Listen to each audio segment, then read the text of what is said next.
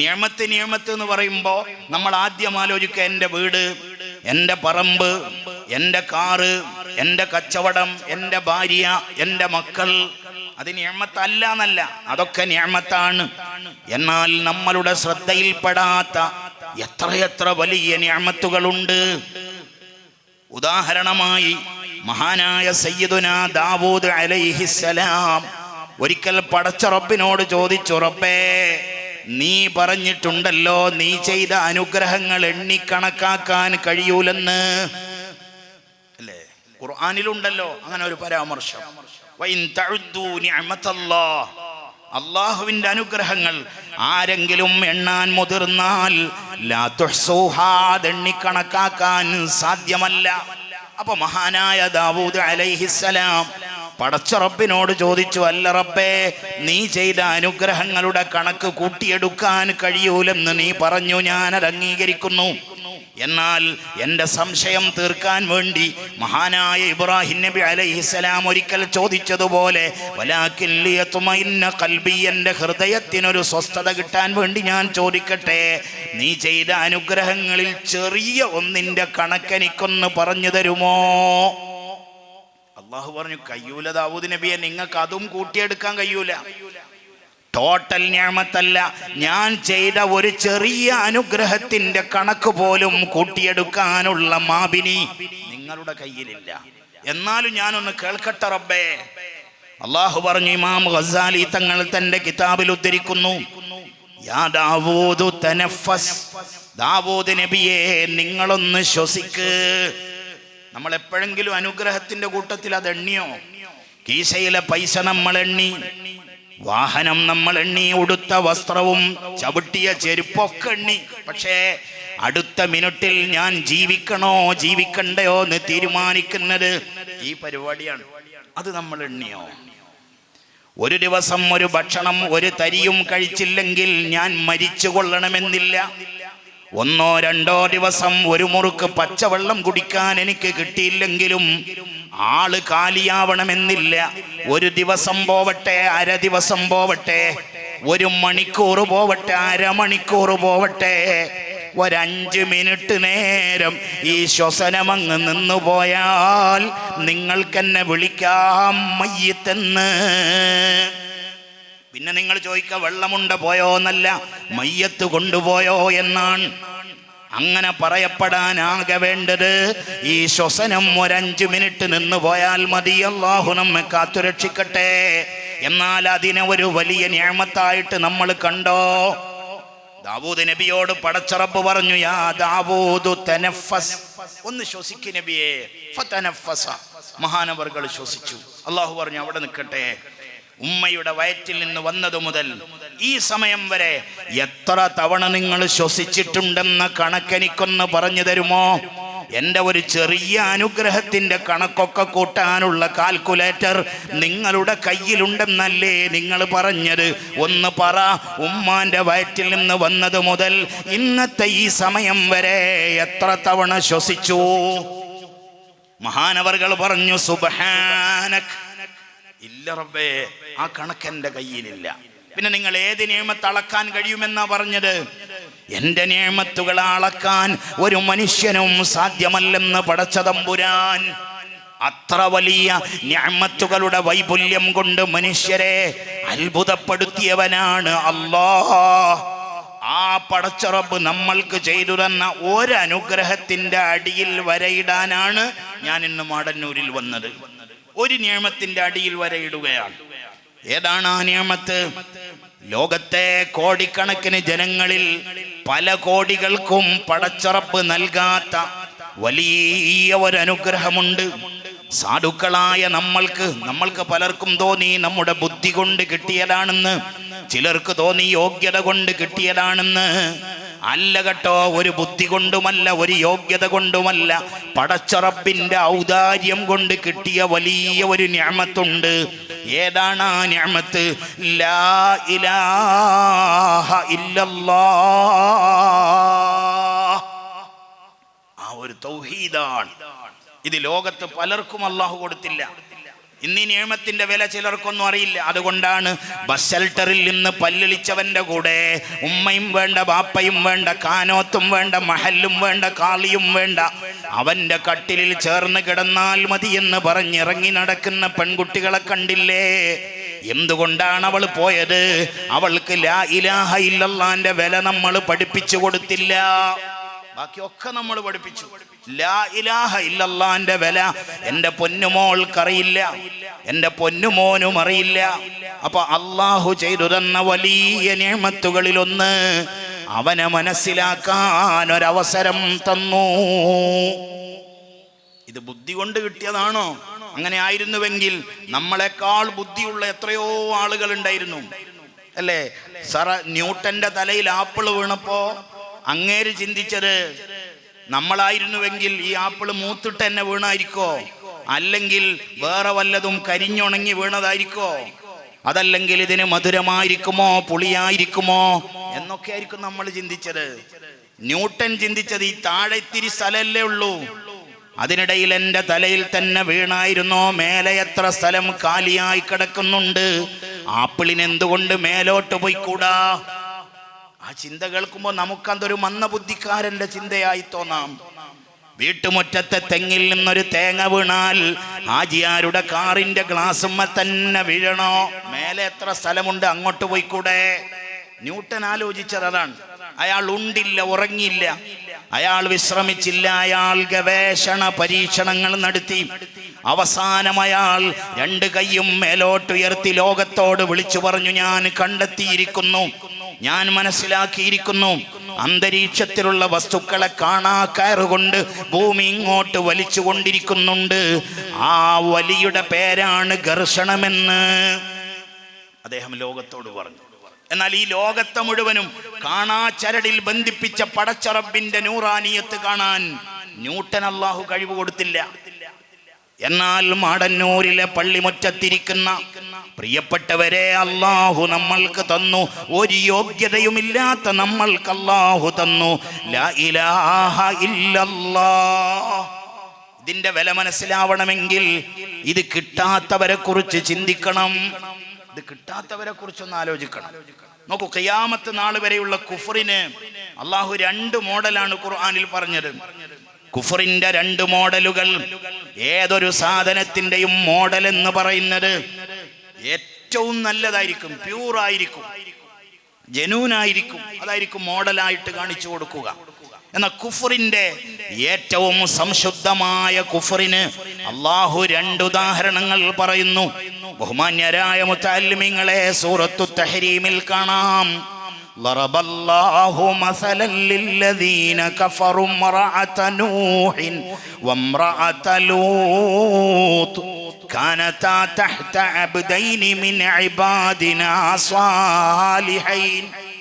ലോകം കണ്ട രണ്ട് മഹാരഥന്മാർ, ഒന്ന് സയ്യിദുനാ നൂഹ് അലൈഹിസ്സലാം, മറ്റൊന്ന് സയ്യിദുനാ ലൂത്ത് അലൈഹിസ്സലാം. ഈ രണ്ടാളെയും പരാമർശിച്ചിട്ട് അല്ലാഹു പറയുന്നു, ആരാണ് കുഫറിന്റെ മോഡൽ? 950 കൊല്ലം ദഅവത്ത് നടത്തിയ, വഅദ് പറഞ്ഞു നടന്ന മഹാനാണ് സയ്യിദുനാ നൂഹ് അലൈഹിസ്സലാം. 95 അല്ല, 950, എനിക്ക് തെറ്റിയതല്ല. 950 കൊല്ലം വഅദ് പറഞ്ഞു നടന്ന നൂഹ് അലൈഹിസ്സലാമിന്റെ വീട്ടിൽ മഹാനവർകൾ കിടക്കുന്ന അതേ റൂമിൽ, അതേ കട്ടിലിൽ, അതേ കിടക്കയിൽ, അതേ വിരിപ്പിൽ, അതേ പുതപ്പിൽ മഹാനവർകളുടെ കൈത്തണ്ട തലയണയാക്കി കിടന്നുറങ്ങിയ നൂഹിന്റെ ഭാര്യയാണ് കുഫറിന്റെ മോഡൽ എന്ന് പരിശുദ്ധ ഖുർആൻ. നരകത്തിന്റെ ബ്രാൻഡ് അംബാസഡർ ഒരു നബിയുടെ ഭാര്യയാണെന്ന് പരിശുദ്ധ ഖുർആൻ. നിങ്ങൾ എന്തേ ആലോചിക്കാത്തത്? ഒരു നബിയുടെ ഭാര്യ. മഹാനവർകൾ ജനങ്ങൾക്ക് വഅദ് പറഞ്ഞ് ഇതിലൂടെ അങ്ങ് ഇറങ്ങിപ്പോകുമ്പോ ഇപ്പുറത്തുകൂടെ പെമ്പറന്നോള് വന്നിട്ട് പറയും, അയാള് പറയുന്നത് കേൾക്കരുത്, ഇന്നഹു മജ്നൂൻ, അയാൾക്ക് ഭ്രാന്താണ്, അയാൾക്ക് ഭ്രാന്താണ് എന്ന് പറയലായിരുന്നു ആ പെണ്ണിന്റെ പണി. ഒരു നബിയുടെ ഭാര്യക്ക് കിട്ടിയില്ല സ്വർഗം. ഒരു നബിയുടെ ഭാര്യ ഖുർആൻ കാണിച്ചു കുഫറിന്റെ മോഡൽ. രണ്ടാമത്തെ സെക്കൻഡ് ലീഡറായിട്ട് കുഫറിന്റെ രണ്ടാമത്തെ മോഡലായിട്ട് ഖുർആൻ കാണിച്ചു ലൂത്ത്. സയ്യിദുനാ ലൂത്ത് അലൈഹിസ്സലാമിന്റെ ഭാര്യ. രണ്ട് നബിമാരുടെ ഭാര്യമാർക്ക് കിട്ടാത്ത ഭാഗ്യമാണ് മാടന്നൂരിലെ ശുഹദാക്കളുടെ മഖ്ബറയുടെ ചാരത്തൊരുമിച്ച് കൂടിയ പെങ്ങളെ സഹോദര നമ്മൾക്ക് അല്ലാഹു തന്നത്. പറഞ്ഞൂടെ ഒരു അൽഹംദുലില്ലാഹ്. എത്ര ഭാഗ്യവാന്മാരാണ് നമ്മൾ. അല്ലാഹു അത് കൊടുക്കാത്തവരെ കുറിച്ച് പഠിക്കുമ്പോഴാണ് കിട്ടിയതിന്റെ മഹത്വം അറിയുന്നത്. ഇനി നോക്ക് നിങ്ങൾ, മാടന്നൂരിലെ കാരണവർ ഓരോ കൊല്ലവും ഹജ്ജിന് അപേക്ഷ കൊടുക്കുന്ന കാലമായാൽ അയാൾ അക്ഷരത്തെറ്റില്ലാതെ സ്ഫുടമായ ഭാഷയിൽ അയാൾ എഴുതും അഹമ്മദ് മുഹമ്മദ്, വയസ്സ് 84, ജോലി കൃഷി വരുമാനം ഇന്നത്. എന്തിനാ അയാൾ കൊല്ലത്തിൽ ഇത് എഴുതിയത്? എങ്ങനെയെങ്കിലും ഒരു ഹജ്ജിന്റെ അപേക്ഷ കൊടുക്കണം, അതൊന്ന് പാസ്സാവണം. മക്കത്തെ പള്ളി ഒന്ന് കാണണം, ഹജറുൽ അസ്വദ് ഒന്ന് മുത്തണം, മഖാമു ഇബ്രാഹീമിന്റെ പിറകിൽ 2 റക്അത്ത് നിസ്കരിക്കണം, ഹാജറ ഉമ്മയുടെ പാദം പതിഞ്ഞ സഫയിലും മറുവയിലും ഒന്ന് നടക്കണം, മാഉ സംസം വയറ് നിറയെ ഒന്ന് കുടിക്കണം. എത്ര വലിയ ആഗ്രഹമാണ്. അല്ലാഹു നമ്മൾക്ക് അടുത്ത കാലത്തു തന്നെ തൗഫീഖ് തരട്ടെ. എന്നാ പ്രിയപ്പെട്ടവരെ, മക്കത്തെ പള്ളിന്ന് കേൾക്കുമ്പോഴേക്കും ഒരു ഉൾക്കിടിലം ഉണ്ടായില്ലേ നിങ്ങൾക്ക്? സംസം എന്ന് കേൾക്കുമ്പോ തൊണ്ട നനഞ്ഞില്ലേ നിങ്ങൾക്ക്? എന്നാൽ ആ മക്കത്തെ പള്ളിയുടെ മുറ്റത്ത് പന്ത് തട്ടിക്കളിച്ചവനല്ലേ അബൂജഹല്? ബുദ്ധിക്ക് വല്ല തകരാറുമുള്ളതായി ചരിത്രത്തിലുണ്ടോ? ഉത്ബത്ത് മന്ദബുദ്ധിക്കാരനായിരുന്നോ? ഷൈബത്ത് മാനസിക രോഗിയായിരുന്നോ? അള്ളാഹുവിന്റെ റസൂലിന് അൽ അമീൻ എന്ന് പേരിട്ടത് സമസ്തയല്ല കൂട്ടരെ, ലോകത്തിലെ ഏതെങ്കിലും ഒരു ഇസ്ലാമിക് ഓർഗനൈസേഷനുമല്ല കൂട്ടരെ. മക്കത്തെ പള്ളിയുടെ മുറ്റത്തിരുന്ന് ശിർക്കിന്റെ കൂടാരങ്ങളായ അബൂജഹലും ഉത്ബത്തും ഷൈബത്തും വലീദും വിളിച്ച പേരാണ് നീണ്ട 40 കൊല്ലം അൽ അമീൻ. അവര് വിളിച്ച പേരാണ്. ആ അൽ അമീൻ എന്ന് വിളിച്ച ആ ആളുകളോടല്ലേ അള്ളാഹുവിന്റെ തിരുദൂതർ പറഞ്ഞത്, എടോ ഇന്നേവരെ ഞാൻ നിങ്ങളോട് കളവ് പറഞ്ഞിരുന്നോ? ഇല്ല മുഹമ്മദേ, ഒരിക്കലും പറഞ്ഞിട്ടില്ല. ഞാൻ എന്നെങ്കിലും നിങ്ങളെ വഞ്ചിച്ചുവോ? ഇല്ല, ഒരിക്കലും വഞ്ചിച്ചില്ല. കളവിന്റെ ഒരു ലാഞ്ചന പോലും നിന്നിൽ ഞങ്ങൾ കണ്ടില്ല. എന്നാ ഞാൻ നിങ്ങളോട് പറയട്ടെ, ഏകനായ സർവശക്തനായ അള്ളാഹുവിനെ അനുസരിക്കണം നിങ്ങൾ. ഈ കണ്ട വിഗ്രഹങ്ങളെ ഒഴിവാക്കണമെന്ന് പറഞ്ഞപ്പോ അവർ കല്ലെടുത്തെറിഞ്ഞില്ലേ? അവരാട്ടിയോടിച്ചില്ലേ? എന്ത് സ്വീകരിക്കാൻ കഴിഞ്ഞില്ല? അവരുടെ മുന്നിലല്ലേ മുഖറബായ മലക്ക് ജിബ്രീൽ അലൈഹിസ്സലാം വന്ന് ഇഖ്റ ബിസ്മി ഓതിക്കൊടുത്തത്? അവരുടെ മുന്നിലല്ലേ അബൂ ഖുബൈസ് മലയുടെ മുകളിൽ 14-ാം രാവിലെ പൗർണമി രാവിലെ ചന്ദ്രൻ 2 പിളർപ്പായി നിന്നു കൊടുത്തത്? അവർക്ക് മുന്നിലല്ലേ നീ നബിയാണെന്ന് തെളിയിക്കാൻ ഞങ്ങൾക്കൊരു ദൃഷ്ടാന്തം വേണം. എന്താണ് ഞാൻ നിങ്ങൾക്ക് കാണിച്ചു തരേണ്ടത്? അവർ പറഞ്ഞു, ഉദ്ഉത്തിൽ കശ്ശജറ, ദൂരെയുള്ള ഒരു മരത്തെ ചൂണ്ടിയിട്ട് ആ മരത്തെ ഒന്ന് വിളിക്ക്, എന്നാൽ ഫൽ തഅ്തിഹി, അതിങ്ങ് വരണം. അവിടുന്ന് പറഞ്ഞു, നീ തന്നെ പോയിട്ട് പറ, ഞാൻ വിളിക്കുന്നുണ്ടെന്ന് പറ. പോയി വിളിച്ചപ്പോഴല്ലേ ജാഅത് ലി ദഅവതിഹിൽ അശ്ജാറു സാജിദതൻ, തലകുനിച്ചുകൊണ്ട് മരം നടന്നു വന്നത് ആമിന ബീവിയുടെ മുത്തുമോന്റെ അരികിലേക്കല്ലേ? ആ മരം വന്നു നിന്നേടത്ത് ഇന്നും മക്കത്തൊരു പള്ളിയില്ലേ? എന്നിട്ടും എന്തേ അബൂജഹൽ വിശ്വസിച്ചില്ല? എന്നിട്ടും എന്തേ ഉത്ബത്ത് വിശ്വസിച്ചില്ല? അള്ളാഹു കൊടുത്തവർക്കല്ലാതെ കിട്ടൂല കേട്ടോ. അതുകൊണ്ട് പറിച്ചെറിയേണ്ട മുതലല്ല ലാ ഇലാഹ ഇല്ലല്ലാഹ്. അള്ളാഹു തന്ന മഹാഭാഗ്യമാണ്. ആ വിശ്വാസത്തിന് നമ്മൾ അറബിയിൽ പറയുന്ന പേരാണ് ഈമാൻ. ഈമാൻ, ഈമാൻ, ഈമാൻ. ഈ ഈമാന് ഭയങ്കര രസമുള്ളതാണത്രേ. ആ ഈമാന് ഭയങ്കര ടേസ്റ്റ് ആണത്രേ. ആ ഈമാനിന് ഭയങ്കര രുചിയാണത്രേ. ആ ഈമാന്റെ രുചി മാടന്നൂരിലെ തങ്ങളുപ്പാപ്പാന്റെ മുറ്റത്തിരിക്കുന്ന മോമിനീങ്ങളെ നമ്മൾക്ക് ലഭിച്ചിട്ടുണ്ടോ? ആ ഈമാന്റെ രസം നമ്മൾ ആസ്വദിക്കാറുണ്ടോ? ഈമാന്റെ രുചി നമ്മൾക്ക് ലഭിച്ചുവോ? ഈമാന്റെ രുചിയെക്കുറിച്ച് അള്ളാഹുവിന്റെ തിരുദൂതർ ഉപയോഗിച്ച ഒരു പദം നമ്മൾക്ക് സുപരിചിതമായ പദമാണ്. നമ്മളുടെ തൊട്ടടുത്ത ബേക്കറി കടയിൽ ചില്ലലമാരയിൽ വെച്ച ഒരു പലഹാരമുണ്ട്.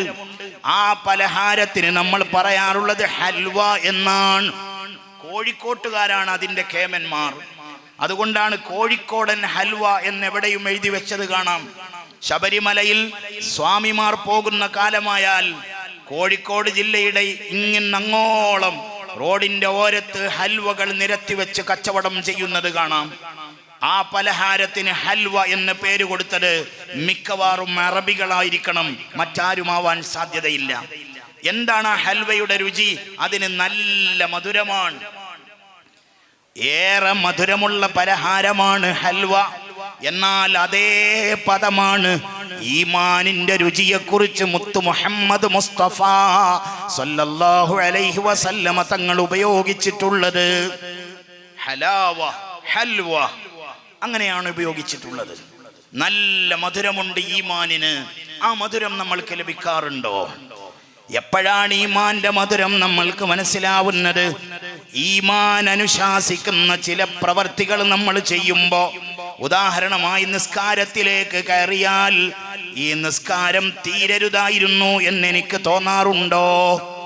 എന്തൊരു രസമാണ് ഈ നിസ്കാരം, എന്തൊരു രസമാണ് സുജൂദിൽ കിടക്കാൻ, എന്തൊരു രസമാണ് അത്തഹിയാത്തു അൽ മുബാറകാത്തു സ്വലവാത്തു ത്വയ്യിബാത്തു ലില്ലാഹ് എന്ന് പറയാൻ എന്തൊരു രസമാണ്. അങ്ങനെ തോന്നാറുണ്ടോ നമ്മൾക്ക്? അതല്ലെങ്കിൽ ഇമാം ഇപ്പൊ എത്രാമത്തെ റക്അത്തിലാണുള്ളതെന്നറിയില്ല. ഇമാം അത്തഹിയാത്തിന് ഇരുന്നാൽ ഞാനും ഇരുന്നു. ഇമാം അഞ്ചാമത്തതിലേക്ക് നിന്നപ്പോ ഞാനും നിന്നു. കാരണം എനിക്ക് എണ്ണമറിയില്ല. ഇമാമ് എന്തൊക്കെയോ അബദ്ധം ചെയ്തു, ഞാനും ചെയ്തു. ഇമാമിന്റെ റക്അത്ത് എനിക്കറിയില്ല, ഏത് റക്അത്താണെന്നറിയില്ല, ഏത് നിസ്കാരമാണെന്നറിയില്ല. അങ്ങനെ നിസ്കരിക്കുന്നവരാണോ നമ്മള്? പള്ളിയിലാകുമ്പോൾ നീണ്ട നിസ്കാരം, വീട്ടിലാകുമ്പോ ചുരുങ്ങിയ നിസ്കാരം, ഇങ്ങനെ നിസ്കരിക്കുന്നവരാണോ നമ്മള്? എന്നാൽ നമ്മൾക്ക് നിസ്കാരത്തിന്റെ രുചി മനസ്സിലായിട്ടില്ല. മഹാന്മാരായ സഹാബത്ത് ഖുർആൻ എടുത്തോതി. ഓതിയപ്പോൾ പരിസരം നിശ്ചലമായി. ആ നിശ്ചലമായ പരിസരത്ത് നിന്ന് തന്റെ കുതിര ചാടാൻ തുടങ്ങിയപ്പോൾ അയാൾക്കതൊരു അസ്വസ്ഥത തോന്നി. അയാൾ ഓത്തു നിർത്തിയപ്പോൾ കുതിരയുടെ ചാട്ടവും നിന്നു. വീണ്ടും ഓതാൻ തുടങ്ങിയപ്പോ കുതിര പിന്നെയും ചാടി. ഇതിങ്ങനെ തുടർന്നു. അയാൾ ഓത്തു നിർത്തിയിട്ട് വെളിയിലിറങ്ങിയിട്ട് അന്തരീക്ഷമൊന്ന് നോക്കിയപ്പോൾ ഒരു വെളുത്ത കാർമേഘം ഇങ്ങനെ താഴ്ന്നു വരുന്നത് കണ്ടു. ഓത്ത് നിർത്തിയപ്പോൾ അത് നിശ്ചലമാവുന്നു. ഓതാൻ തുടങ്ങുമ്പോൾ അത് താഴ്ന്നു വരുന്നു. ആ ഒരു അത്യത്ഭുതകരമായ പ്രവണത കണ്ടപ്പോ അയാൾ ഓടി മുഹമ്മദ് മുസ്തഫ സല്ലല്ലാഹു അലൈഹി വസല്ലമ തങ്ങളുടെ അരികിലേക്ക്. അവിടെന്ന് പറഞ്ഞു, മോനെ, തിൽക സകീന, അതാണ് സകീനത്ത്, അതാണ് സമാധാനം. ഖുർആൻ കൊണ്ടിറങ്ങിയ സമാധാനമാണിത്. ആ ഖുർആൻ തന്നെയാണ് ഇന്നും നമ്മളുടെ അലമാരയിലുള്ളത്. ആ ഖുർആൻ തന്നെയാണ് മാടന്നൂരിലെ പള്ളിയിൽ ഇങ്ങനെ അടുക്കി വെച്ചത്. എന്നിട്ട് എന്തേ കൂട്ടരെ സമാധാനം ഇറങ്ങാത്തത്? എന്തുകൊണ്ടാണ് സമാധാനം കിട്ടാത്തത്? ഖുർആനിന്റെ രുചി നമ്മൾക്ക് മനസ്സിലായില്ല. സുജൂദിന്റെ രസം നമ്മൾക്ക് മനസ്സിലായില്ല. വായിദീങ്ങൾ പറയാറുണ്ട്, അലിയാര് തങ്ങളുടെ കാലിൽ അമ്പ് തറച്ച കഥ. ഇന്നത്തെ പോലെ അനസ്തേഷ്യ കൊടുക്കാനുള്ള സംവിധാനമില്ല. കീറി മുറിച്ചെടുക്കാൻ ഒരു സർജനയും കിട്ടിയില്ല. ആ അമ്പെങ്ങനെ പറിച്ചെടുക്കുമെന്നറിയാതെ വിഷമിച്ചു. എല്ലിൽ തുളച്ചു കയറിപ്പോയ ആ അമ്പ് പറിച്ചെടുക്കാൻ അലിയാര് തങ്ങൾ തന്നെ ഒരു പോംവഴി പറഞ്ഞു. ഞാൻ എൻ്റെ റബ്ബിനോട് മുനാജാത്ത് നടത്തുന്ന സമയമാണ് സുജൂദ്. ഞാൻ സുജൂദിൽ കിടക്കുമ്പോ നിങ്ങളതങ്ങ് പറിച്ചോളി. അതേപോലെ സുജൂദിൽ കിടക്കുമ്പോ പറിച്ചു. നിസ്കാരം കഴിഞ്ഞ് സലാം വീട്ടിയിട്ട് അലിയാര് തങ്ങൾ ചോദിച്ചു, നിങ്ങൾ പറിച്ചിരുന്നോ? അവര് കാണിച്ചു കൊടുത്തു, ഇതാ അങ്ങയുടെ കാലിൽ നിന്ന് പറിച്ചെടുത്ത അമ്പ്. എന്തുകൊണ്ട് മഹാനവർകൾക്ക് അതിൻ്റെ വേദന മനസ്സിലായില്ല? ആ വേദന തൻ്റെ ശരീരത്തിൽ അറിയിക്കുന്നതിനേക്കാൾ രസമായിരുന്നു സുജൂദിന്. ഈ ഒരു രസം എന്തുകൊണ്ടാണ് നമ്മൾക്ക് കിട്ടാത്തത്? ഈ ഒരു രസം കിട്ടിയാൽ ഇബാദത്തിന് എന്തൊരു ഹരമായിരിക്കും. ആ രസം കിട്ടാത്തതിന് ഒരേ ഒരു കാരണമേ ഉള്ളൂ, ഈമാനിന്റെ രസം ആക്സെപ്റ്റ് ചെയ്യാൻ, സ്വീകരിക്കാൻ നമ്മളുടെ ഖൽബ് പാകമല്ല. ഏതുപോലെ നിങ്ങളിൽ ഒരാൾ നല്ല പനിച്ച് കിടക്കുകയാണെന്ന് വിചാരിക്കും, ഭയങ്കര പനിയാണ്, അപ്പുറത്തെ വീട്ടിൽ കല്യാണമാണ്, അവിടുത്തെ ഇച്ഛ ഭക്ഷണത്തിന്റെ സമയമായപ്പോൾ അയൽവക്കക്കാരൻ വരാത്തതിൽ അയാൾക്ക് സങ്കടം തോന്നി. എന്തേ അബ്ദുറഹ്മാൻ വന്നില്ല? അവന് ഭയങ്കര പനിയാണത്രേ. കുറച്ച് ബിരിയാണി പാത്രത്തിലാക്കിയിട്ട് അയൽവാസിക്ക് കൊടുത്തയച്ചു. അയാൾ ഇത് കഴിക്കാതെ ഈ വീട്ടിലെന്ത് കല്യാണമാണ്? അപ്പൊ നിന്റെ ഭാര്യ വിളിച്ചു, ഇച്ഛ അപ്പുറത്തെ വീട്ടിൽ നിന്ന് കുറച്ച് ബിരിയാണി കൊണ്ടുവന്നിട്ടുണ്ട്, എടുക്കട്ടെ എന്ന് ചോദിച്ചു. അയാൾ പുതപ്പിന്റെ ഉള്ളിൽ നിന്ന് നീട്ടി മൂളി, എനിക്ക് വേണ്ട എന്ന് പറഞ്ഞു. എന്നാൽ കുറച്ച് പായസം എടുക്കട്ടെ എന്ന് ചോദിച്ചു. എനിക്കതും വേണ്ട എന്ന് പറഞ്ഞു. അവസാനം ഭാര്യ ചോദിച്ചു, ഒരു ഭക്ഷണവും കഴിക്കാതെ മരുന്ന് കുടിക്കലെങ്ങനെ? അയാൾ പറഞ്ഞു, കുറച്ച് കഞ്ഞിവെള്ളം എടുത്തിട്ട് അതിൽ 4 മണി വറ്റിട്ടിട്ട് നീ എനിക്കിങ്ങ് തന്നേ, ഞാനത് കുടിച്ചോളാം. അയാൾക്ക് ഏറ്റവും ഇഷ്ടമുള്ള ബിരിയാണി വേണ്ടെന്ന് തോന്നിയത് ശരീരത്തിന് സുഖമില്ലാത്തപ്പോൾ ശരീരം ഭക്ഷണത്തിന്റെ രുചി ആസ്വദിക്കൂല. ഇതേപോലെ ഹൃദയത്തിന് തകരാറ് വന്നാൽ ഈമാനിന്റെ രസവും നമ്മൾക്ക് കിട്ടൂല. അപ്പൊ പിന്നെ ഈമാന്റെ രസം കിട്ടാനുള്ള വഴി എന്താ? 300 ഇല്ല, 3000 ഇല്ല, 30 ഇല്ല, ഒരു 3 കാര്യങ്ങൾ ഒരു മനുഷ്യനിൽ ഒരുമിച്ച് കൂടിയാൽ വജദ ഹലാവത്തൽ ഈമാൻ, ഈമാന്റെ മധുരം അയാൾക്ക് ആസ്വദിക്കാൻ കഴിയും. ഞാൻ നേരത്തെ പറഞ്ഞില്ലേ, ഭയങ്കര മധുരമുള്ള സാധനമാണ്. ആ മധുരം കിട്ടാൻ 3 കാര്യങ്ങൾ മതി. 3ഉം പറയാൻ എനിക്ക് സമയമില്ല. ഒരു കാര്യം ഇന്ന് പറയാൻ സാധിക്കുമോ എന്നൊന്ന് പരിശ്രമിച്ചു നോക്കട്ടെ. തൗഫീഖ് നൽകേണ്ടവൻ അല്ലാഹുവാണ്. ഒരു കാര്യം, ഈമാന്റെ മധുരം കിട്ടാനുള്ള ഒരു കാര്യം, അല്ലാഹുവാകണം, വറസൂലുഹു, അല്ലാഹുവിൻ്റെ റസൂലുമാകണം. അഹബ്ബ ഇലൈ, ഈ മാടന്നൂരിൽ എൻ്റെ വഅള് കേൾക്കുന്ന മുഅ്മിനേ, താങ്കൾക്ക് ഏറ്റവും ഇഷ്ടമുള്ളതാവണം മിമ്മാ സിവാഹുമാ, അല്ലാഹുവും റസൂലും അല്ലാത്ത എന്തൊക്കെയുണ്ട് ഈ ലോകത്ത്, അതിനേക്കാൾ ഏറ്റവും ഇഷ്ടമുള്ളത് അല്ലാഹുവിനെ ആവാൻ ശ്രമിക്കണം. അങ്ങനെ അല്ലാഹുവിനെ നമ്മൾ സ്നേഹിക്കാറുണ്ടോ? വെറുതെ തലയാട്ടരുത്. നിങ്ങൾ നിങ്ങളുടെ ഖൽബിനോട് ചോദിക്കണം, അല്ലാഹുവിനെ ഇഷ്ടമാണോ? അല്ലാഹ് കേൾക്കുമ്പോ ഖുർആൻ പറഞ്ഞു, വജിലത്തു ഖുലൂബുഹും, ചിലരുടെ ഹൃദയങ്ങൾ കിടുകിടുത്തു പോകും. നമ്മളുടെ ഹൃദയം കിടുകിടുക്കാറുണ്ടോ? നമ്മൾക്ക് അല്ലാഹ് എന്ന് കേൾക്കുമ്പോൾ പെരുത്തിഷ്ടം തോന്നാറുണ്ടോ? സാധാരണ വഅദുകളിലൊക്കെ പറയും അല്ലാഹുവിനെ പേടിക്കണമെന്ന്. ആ പറഞ്ഞ വഅദിനൊരു തെറ്റുമില്ല കേട്ടോ, അല്ലാഹുവിനെ പേടിക്കണം. എന്നാൽ അല്ലാഹുവിനെ എങ്ങനെ പേടിക്കേണ്ടത്? അല്ലാഹുവിനെ എങ്ങനെ പേടിക്കേണ്ടത്? പേടിക്കേണ്ട ഒരു സാധനമാണോ അല്ലാഹ്? മഹാനായ ഫരീദ് ബാവ പാടിയിട്ടുണ്ട്, പാമ്പിനെ ഭയം വെച്ച പോലെ നീ റബ്ബിനെ ഭയക്കണ്ടടോ, ബാപ്പയെ പ്രിയം വെച്ച പോലെ നീ റബ്ബിനെ പ്രിയം വെക്കടോ. ലാ ഇലാഹ ഇല്ലല്ലാഹു, ലാ ഇലാഹ ഇല്ലല്ലാഹ്, ലാ ഇലാഹ ഇല്ലല്ലാഹു മുഹമ്മദുർ റസൂലുള്ളാഹ്. അല്ലയെ മാത്രം കൊള്ളടോ, മറ്റതെല്ലതും റോട്ടിൽ തള്ളടോ. അല്ലയുണ്ടെങ്കിലുണ്ട് സർവ്വതും, ഇല്ലെങ്കിൽ ഒന്നുമില്ലടോ. ലാ ഇലാഹ ഇല്ലല്ലാഹു, ലാ ഇലാഹ ഇല്ലല്ലാഹ്, ലാ ഇലാഹ ഇല്ലല്ലാഹു മുഹമ്മദുർ റസൂലുള്ളാഹ്. അല്ലാഹുവിനെ കുറിച്ച് ഇങ്ങനെ പാട്ടും പാടി നടന്ന ഫരീദ് ബാവയുടെ വഹദത്ത് മാലയിലെ വരികളാണത്. അപ്പൊ മഹാൻ പറയാണ്, പാമ്പിനെ ഭയം വെച്ച പോലെ നീ റബ്ബിനെ ഭയക്കണ്ടടോ. അള്ളാനെ പേടിക്കണമെന്ന് പറഞ്ഞാൽ അത് പാമ്പിനെ പേടിക്കും പോലെയല്ല. എന്തിനാ നമ്മൾ പാമ്പിനെ പേടിച്ചത്? പാമ്പൊന്ന് കൊത്തിയാൽ, പാമ്പൊന്ന് കടിച്ചാൽ വിഷമിറങ്ങും, ആള് കാലിയായി പോകും. അങ്ങനെ വിഷം കുത്തിവെക്കുന്നവന്റെ പേരാണോ അല്ലാഹ്? അല്ല. നമ്മൾ ആനയെ പേടിക്കാറുണ്ട്. ആന മനുഷ്യനെ ചവിട്ടിക്കൊല്ലും. എന്നാ ചവിട്ടിക്കൊല്ലുന്നവന്റെ പേരാണോ അല്ലാഹ്? അല്ലല്ലോ. കടുവയെ പേടിക്കാറുണ്ട്. കടുവ മനുഷ്യനെ കടിച്ചു കീറിക്കളയും. കടിച്ചു കീറുന്നവന്റെ പേരാണോ അല്ലാഹ്? അല്ലല്ലോ. പിന്നെ ആരാണ് അല്ലാഹു? അവൻ റഹ്മാനാണ്.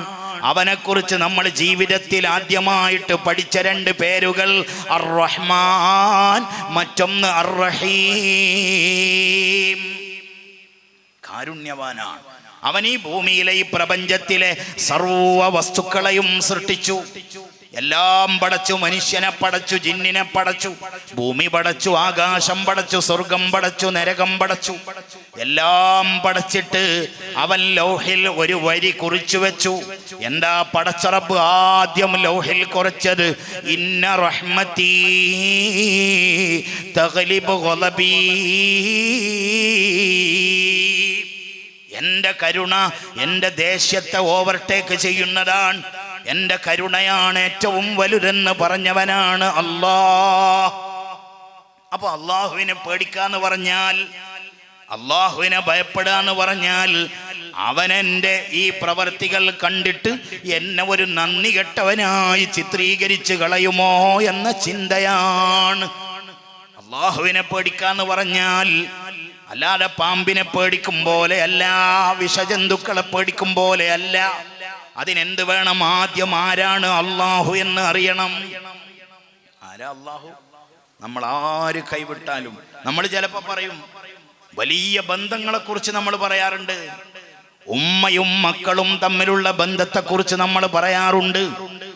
എന്നാ ഞാൻ പറയട്ടെ, ഉമ്മ കൈവിട്ട മക്കളെ നമ്മളെത്ര കണ്ടു? എനിക്കോനെ കാണുക തന്നെ വേണ്ട, ഉമ്മ പറഞ്ഞ മക്കളെ നമ്മൾ കണ്ടില്ലേ? ബാപ്പ കൈവിട്ട മക്കളെ നമ്മൾ കണ്ടു, ബാപ്പാനെ കൈവിട്ട മക്കളെയും കണ്ടു, ഉമ്മാനെ നടതള്ളിയ മക്കളെയും നമ്മൾ കണ്ടു. 100,000 തവണ നീ എൻ്റെ കരളിൻ്റെ കരളാണെന്ന് കെട്ടിപ്പിടിച്ച് ചുംബനം കൊടുത്ത് ആവർത്തിച്ച് പറഞ്ഞ ഭാര്യയെ ഒന്നും ചൊല്ലി, രണ്ടും ചൊല്ലി, മൂന്നും ചൊല്ലി ഈ പടിക ചവിട്ടിപ്പോവരുതെന്ന് പറഞ്ഞ് ആട്ടിയിറക്കിയത് നമ്മൾ എത്രയോ കണ്ടു. അറബ് നാട്ടിലെ കഫ്റ്റേരിയയുടെ പിന്നാമ്പുറത്ത് ഗ്ലാസ് കഴുകി കയ്യിൽ നിന്ന് ആദ്യം ഒരു ദ്രാവകം വന്നു, അത് പിന്നെ ചോരയായി മാറി. രാത്രി ചൂടുള്ള അടുപ്പിന്റെ മേലെ വെച്ച് ചൂടാക്കി രാവിലെ വരെ കയ്യിൽ കമ്പിളി വെച്ച് പുതച്ചു മൂടി. അതിനിടയിലും തൻ്റെ തലയണയുടെ ചുവട്ടിലുള്ള കല്യാണ ഫോട്ടോ എടുത്ത് നെഞ്ചത്ത് വെച്ച് ഭാര്യയെക്കുറിച്ചോർത്ത് വിതുമ്പിക്കരഞ്ഞ ഭർത്താവിനെ വലിച്ചെറിഞ്ഞുകൊണ്ട് കണ്ട ഏതോ ഒരുത്തൻ്റെ കൂടെ ഇറങ്ങിപ്പോയ എത്ര പെൺകൊടിമാരെ നമ്മൾ കണ്ടു. ബന്ധങ്ങൾക്ക് എന്ത് വിലയാണിവിടെ? എല്ലാ ബന്ധങ്ങളും അറ്റുപോയത് നമ്മൾ കണ്ടു. കൂട്ടുകാരനെ കൈവിട്ടത് നമ്മൾ കണ്ടു. ഒന്നിച്ച് കച്ചവടം ചെയ്ത് എല്ലാം പാതി. നാട്ടിലേക്ക് പോകുമ്പോ പർദ്ദ വാങ്ങുമ്പോ ഒരേപോലത്തത് 2 എണ്ണം. ഒന്നെൻ്റെ കൂറുകാരന്, ഒന്നെനിക്ക്. കുഞ്ഞുടുപ്പ് വാങ്ങുമ്പോ 2 എണ്ണം. അങ്ങനെ കഴിഞ്ഞുകൂടിയ കൂറുകച്ചവടക്കാർ കോവിഡിന്റെ നടുവിൽ തൻ്റെ കൂട്ടുകാരൻ നാട്ടിലായി പോയപ്പോ തിരിച്ചു ചെല്ലുമ്പോഴേക്ക് എല്ലാം ഒരു മുദ്രക്കടലാസിൽ തൻ്റെ പേരിലാക്കി. ഇനി ഇങ്ങോട്ട് വരണ്ടെന്ന് പറഞ്ഞ ബന്ധങ്ങൾ എത്ര കണ്ടു? അപ്പൊ ബന്ധങ്ങൾക്ക് എന്ത് വിലയുള്ളത്? എന്നാൽ മുറിഞ്ഞു പോകാത്ത ഒരു ബന്ധമുണ്ടെങ്കിൽ, ആര് കൈവിട്ടാലും എന്നെ കൈവിടാത്ത ഒരുത്തനുണ്ടെങ്കിൽ, എൻ്റെ ഉമ്മ എന്നെ കൈവിട്ടാലും, ബാപ്പ കൈവിട്ടാലും, കെട്ടിയവള് കൈവിട്ടാലും, കുട്ടികൾ കൈവിട്ടാലും കൈവിടാത്ത ഒരാലംബമുണ്ടെങ്കിൽ ആ ആലംബത്തിന്റെ പേരാണ് അല്ലാഹ്. അവൻ കൈവിടൂല. അവൻ പറഞ്ഞു, രാത്രിയായാൽ എൻ്റെ പണി. അള്ളാഹുവിന് ഒരു അഹങ്കാരവും തോന്നിയില്ല. രാത്രിയായാൽ എൻ്റെ പണി. മാടന്നൂരിലെ ഏതോ ഒരു ചെറുപ്പക്കാരൻ പകലൊരു തെറ്റ് ചെയ്തു പോയിട്ടുണ്ട്. നേരം വെളുക്കുന്നതിനിടയിൽ ഉറക്കച്ചടവിൽ എപ്പോഴോ കണ്ണു തുറന്നപ്പോൾ അവന് തോന്നി ചെയ്യരുതായിരുന്നു എന്ന് തോന്നിയപ്പോൾ അവന്റെ കുഞ്ഞിക്കൈ ഉയർത്തി ഈച്ചയുടെ കാഷ്ടത്തിന്റെ വലിപ്പത്തിൽ കണ്ണിൽ നിന്നൊരു തുള്ളി വെള്ളമൊലിപ്പിച്ച് അവൻ പറഞ്ഞു, സോറി റബ്ബേ. ആ ഒരു സോറിയും കാത്ത് നേരം വെളുക്കുവോളം നിനക്ക് വേണ്ടി കാത്തിരിക്കുന്നവന്റെ പേരാണ് അല്ലാഹ്. ഇനി നേരം വെളുത്താലോ? മാടന്നൂരിലെ ഏതോ ഒരു പെൺകുട്ടി ഇന്നലെ രാത്രി ഒരു തെറ്റ് ചെയ്തു പോയിട്ടുണ്ട്. അവൾ അറിവില്ലായ്മ കൊണ്ട് ചെയ്തു പോയതാണ്. ഇന്ന് പാത്രം കഴുകുന്നതിനിടയിലെപ്പോഴോ, മുറ്റമടിക്കുന്നതിനിടയിലെപ്പോഴോ അവൾക്ക് തോന്നി ചെയ്യരുതായിരുന്നൂന്ന്. ചൂലവിടെ ഇട്ടിട്ട് മേലോട്ട് നോക്കിയിട്ട് കുഞ്ഞിക്കൈ ഉയർത്തിയിട്ട് അവൾ പറഞ്ഞു, റബ്ബേ മാപ്പ് റബ്ബേ. ഈ ഒരു മാപ്പിന് വേണ്ടി കാത്തിരിക്കുന്നവനാണ് അല്ലാഹ്. ഈ കാത്തിരിപ്പ് 1-2 ദിവസമാണോ? ഈ കാത്തിരിപ്പ് 1-2 കൊല്ലമാണോ? എനിക്ക് വേണ്ടി എൻ്റെ റബ്ബ് കാത്തിരിക്കുന്ന സമയം ഏതുവരെയാണെന്നറിയോ? ഒന്നുകിൽ എൻ്റെ റൂഹ് തൊണ്ടക്കുഴിയിൽ വന്ന് വട്ടം കറങ്ങണം, അതുവരെ കാത്തു നിൽക്കും. അതല്ലെങ്കിലോ ഇന്ന് സൂര്യൻ ഉദിച്ചത് കിഴക്ക് നിന്ന്, എന്നാൽ ഒരു നാൾ സൂര്യൻ പടിഞ്ഞാട്ട് നിന്നുദിക്കും. അതുവരെ തൗബയുടെ വാതിലും മലർക്ക തുറന്നു വെച്ച് കാത്തിരിക്കുന്നവനാണ് അല്ലാഹ്. അവനെ ഒന്ന് പ്രണയിച്ചുകൂടെ? അവനെ ഒന്ന് സ്നേഹിച്ചുകൂടെ? അള്ളാഹുവിനൊന്ന് ഇഷ്ടം വെച്ചുകൂടെ? എന്നാൽ ഈമാന്റെ മധുരം ലഭിക്കും. ഈമാന്റെ മധുരം ലഭിക്കും. ആര് കൈവിട്ടാലും അവൻ കൈവിടൂല. ഒന്നുകൂടെ പറയാൻ ഞാനൊരു ഉദാഹരണം പറയാം. ഒരു നാട്ടിൽ ഒരു മഹാ തെമ്മാടി ഉണ്ട് എന്ന് വിചാരിക്ക്. അവനെ കൊണ്ട് പൊറുതിമുട്ടി നാട്ടുകാര്. അവസാനം പറഞ്ഞു, ഇവനെ ഇവിടെ നിന്ന് ഞങ്ങൾ ആട്ടി ഓടിക്കുമെന്ന്, ഇനി ഈ നാട്ടിൽ കണ്ടുപോകരുതെന്ന് പറഞ്ഞു. അവനവന്റെ വീട്ടിൽ കയറി ചെന്നപ്പോ വീട്ടുകോലായിലിരിക്കുന്ന ബാപ്പ പറഞ്ഞു, ഈ പടി ചവിട്ടരുത്. അടുക്കളപ്പുറത്ത് പോയിട്ട് അവൻ കരുണയോടെ വിളിച്ചു, ഉമ്മ പറഞ്ഞു, എൻ്റെ കണ്ണിന്റെ മുന്നിലേക്ക് വന്നു പോവരുത്. നാട്ടുകാർക്ക് വേണ്ടാത്ത നിന്നെ എനിക്കും വേണ്ട. ഉമ്മയും വിട്ടു. എന്നാ പിന്നെ എൻ്റെ കെട്ടിയവള് വിടൂലായിരിക്കും. ഇന്നലെ രാത്രിയും അവൾ എന്നോട് പറഞ്ഞിട്ടുണ്ട്. അവളടുത്ത് ചെന്നു. അവൾ പറഞ്ഞു, ഒരു ദിവസം പോലും നിങ്ങളുടെ ഭാര്യയായി ജീവിക്കാൻ എനിക്ക് ഇഷ്ടമില്ല എന്നവളും പറഞ്ഞു. എന്നാ പിന്നെ എൻ്റെ മക്കൾ എന്നെ കൈവിടൂലായിരിക്കും. അയാൾ മോൻ്റെ അടുത്ത് ചെന്ന് മോനേന്ന് വിളിച്ചപ്പോ മോൻ പറഞ്ഞു, ബാപ്പാ നിങ്ങളുടെ മോനാണെന്ന് പറയാൻ ഞങ്ങൾക്ക് ഷെയ്മാണ്. നാട്ടുകാർക്ക് വേണ്ട, കൂട്ടുകാർക്ക് വേണ്ട, കെട്ടിയവൾക്ക് വേണ്ട, കുട്ടികൾക്കും വേണ്ട. ഇനി എങ്ങോട്ടെങ്കിലും പൊയ്ക്കളയാം, അല്ലെങ്കിൽ മരിച്ചു കളയാമെന്ന് കരുതി അയാൾ ഇറങ്ങി നടന്നു എന്ന് വിചാരിക്ക്. അങ്ങനെ വിചാരിക്കുങ്ങൾ. അയാൾ അങ്ങനെ ഇറങ്ങി നടന്നു. ഇറങ്ങുമ്പോഴും അയാൾ വിചാരിച്ചു ഒരു പിൻവിളി ഉണ്ടാകുമായിരിക്കും. ആരെങ്കിലും പോവല്ലടോ എന്ന് പറയുമായിരിക്കും. നീ പോവല്ലടോ എന്നൊരുത്തനും പറഞ്ഞില്ല. അവനങ്ങനെ നിരാശയോടെ നടക്കുമ്പോ അവന് കേൾക്കാൻ കഴിയുന്ന ഒരു വിളിയേ ഉള്ളൂ. ശ്രദ്ധിച്ചു നോക്കിയാൽ അവൻ ആ വിളി കേൾക്കാൻ കഴിയും. ഏതാണ് ആ വിളി? ആ വിളി തുടങ്ങുന്നത് എട തെമ്മാടീന്നല്ല, എട വൃത്തികെട്ടവനേന്നല്ല, നാട്ടുകാർക്ക് വേണ്ടാത്ത മഹാലമ്പ് ചെയ്തവനേന്നല്ല. പിന്നെ ആ വിളി തുടങ്ങുന്നത് യാ ഇബാദീ, എൻ്റെ അടിമേ, എൻ്റെ അടിമകളെ, എൻ്റെ അടിമകളെ. ഏത് അടിമകളെയായി വിളിച്ചത്? അല്ലദീന അസ്റഫു അലാ അൻഫുസിഹിം, സ്വന്തം ശരീരങ്ങളോട് അതിക്രമം ചെയ്തു പോയ, കള്ളു കുടിച്ചു പോയി അല്ലേ മോനെ, പെണ്ണ് പിടിച്ചു പോയി അല്ലേ മോനെ, ഉമ്മാന്റെ കരുണയുടെ കണക്ഷൻ അറ്റുപോയി അല്ലേ, ബാപ്പ നിന്നെ കൈവിട്ടുവല്ലേ, നാട്ടുകാർക്ക് നിന്നെ വേണ്ടാന്ന് പറഞ്ഞു അല്ലേ, നിന്നെ കെട്ടിപ്പിടിച്ച ഭാര്യയുടെ കെട്ടുമഴിഞ്ഞു പോയി അല്ലേ, നിന്റെ മടിയിലിരുന്ന പൊന്നുമക്കളും നിന്നെ ആക്ഷേപിച്ചു അല്ലേ. എന്നാൽ നീ അറിഞ്ഞോ, ലാ തഖനതൂ മിർ റഹ്മത്തില്ലാഹ്, അള്ളാന്റെ കരുണയെ നാശമുറിയല്ലടോ. നിന്നെ ഞാൻ ഒഴിവാക്കിയിട്ടില്ലടോ. നിന്നാരൊഴിവാക്കിയാലും നിന്നെ എനിക്ക് വേണമടോ. നീ ഒന്ന് കയ്യുയർത്തടോ. നിനക്കറിയാവുന്ന ഭാഷയിൽ എന്നോടൊന്ന് പറഞ്ഞാൽ ഒരു 50% ഞാനങ്ങ് പുറത്തു തരാമെന്നല്ല, ഒരു 25% പുറത്തു തരാമെന്നല്ല. ഇന്നല്ലാഹ യഗ്ഫിറുദ്ദുനൂബ ജമീഅ. നീ ചെയ്ത 100% തെറ്റും പൊറുത്തിട്ട് ഇന്ന് പ്രസവിക്കപ്പെട്ട കുഞ്ഞിന്റെ ശരീരം എത്ര നിർമ്മലമാണോ അതുപോലെ നിന്നെ ഞാൻ അങ്ങ് കഴുകിത്തരുമെന്ന് പറഞ്ഞവനാണ് അല്ലാഹു ജല്ല ജലാലുഹു. അവനൊന്ന് സ്നേഹിച്ചുകൂടെ? അവനൊന്ന് ഇഷ്ടപ്പെട്ടുകൂടെ? അവന്റെ ദിക്റിൽ ആനന്ദം കണ്ടെത്തിക്കൂടെ? നിസ്കാരത്തിന് കൈകെട്ടുമ്പോൾ ലില്ലാഹി തആല എന്ന് പറയുമ്പോൾ നിങ്ങൾ വിചാരിച്ചോ മാടന്നൂരിലെ ഏതോ ഒരുത്തൻ ഒരു 4 റക്അത്ത് നിസ്കരിച്ചത് കൊണ്ട് അള്ളാഹുവിൻ്റെ ഡിഗ്രി കുറച്ച് കൂടുമെന്ന് വിചാരിച്ചോ? അല്ലെങ്കിൽ കുറച്ച് ആളുകൾ ഓൾഡ് മുസ്ലിം എന്ന് പറഞ്ഞ് സംഘടന ഉണ്ടാക്കിയിട്ട് ഞങ്ങളിനി നിസ്കരിക്കൂല, ഞങ്ങളിനി നോമ്പ് നോക്കൂല, ഞങ്ങളിനി കള്ള് പരസ്യമായി കുടിക്കുമെന്ന് ഏതെങ്കിലും ഒരു ടൗണിൽ പത്രസമ്മേളനം നടത്തിയാൽ അള്ളാഹുവിൻ്റെ ഡിഗ്രി 1 പോയിന്റ് താണു പോകുമെന്നാരെങ്കിലും വിചാരിച്ചോ? ഇല്ല കേട്ടോ. നമ്മളെല്ലാവരും നന്ദി കാണിച്ചാൽ അവനൊന്നും ഉയരാനുമില്ല, നമ്മൾ നന്ദി കേടി കാണിച്ചാൽ അവനൊന്ന് താഴാനുമില്ല. അവനാണ് അല്ലാഹ്. പിന്നെ എന്തിനാണ് ഈ ലില്ലാഹി തആല എന്ന് പറഞ്ഞത്? അതൊരു ഹൃദയത്തിന്റെ അടിത്തട്ടിൽ നിന്ന് വരുന്ന സമർപ്പണമാണ്. ലില്ലാഹി തആല അങ്ങനെ പറയാൻ കഴിയാറുണ്ടോ? എന്നാൽ ഈമാന്റെ മധുരം നമ്മൾക്ക് ആസ്വദിക്കാൻ കഴിയും, ഈമാന്റെ രസം നമ്മൾക്ക് ആസ്വദിക്കാൻ കഴിയും, അള്ളാഹുവിനെ സ്നേഹിക്കാൻ കഴിയണം. ഈ അടുത്തൊരു കോളേജിൽ ഞാൻ ഒരുപാട് സ്ഥലത്ത് ആ ഉദാഹരണം പറഞ്ഞിട്ടുണ്ട്, ഞാൻ ഇവിടെയും സൂചിപ്പിക്കാൻ. പെൺകുട്ടികളും ആൺകുട്ടികൾക്കും ഇടയിൽ വലിയൊരു പ്രശ്നം, അങ്ങോട്ടും ഇങ്ങോട്ടും പ്രണയബന്ധങ്ങൾ, പഠനത്തിൽ ശ്രദ്ധിക്കുന്നില്ല, വലിയ പ്രശ്നങ്ങൾ. അപ്പൊ അവിടെ ഒരു ദഅവത്തിന്റെ ഒരു ചെറിയ ക്ലാസ് നടത്തണമെന്ന് പറഞ്ഞു. അവിടെ ചെന്നപ്പോൾ ഈ മക്കളോട് എന്താ പറയേണ്ടത്? ഞാൻ അധ്യാപകരോട് പറഞ്ഞു, ഈ ആൺകുട്ടികൾക്കും പെൺകുട്ടികൾക്കും നിങ്ങൾ ഓരോ തുണ്ട് കടലാസ് കൊടുക്കണം.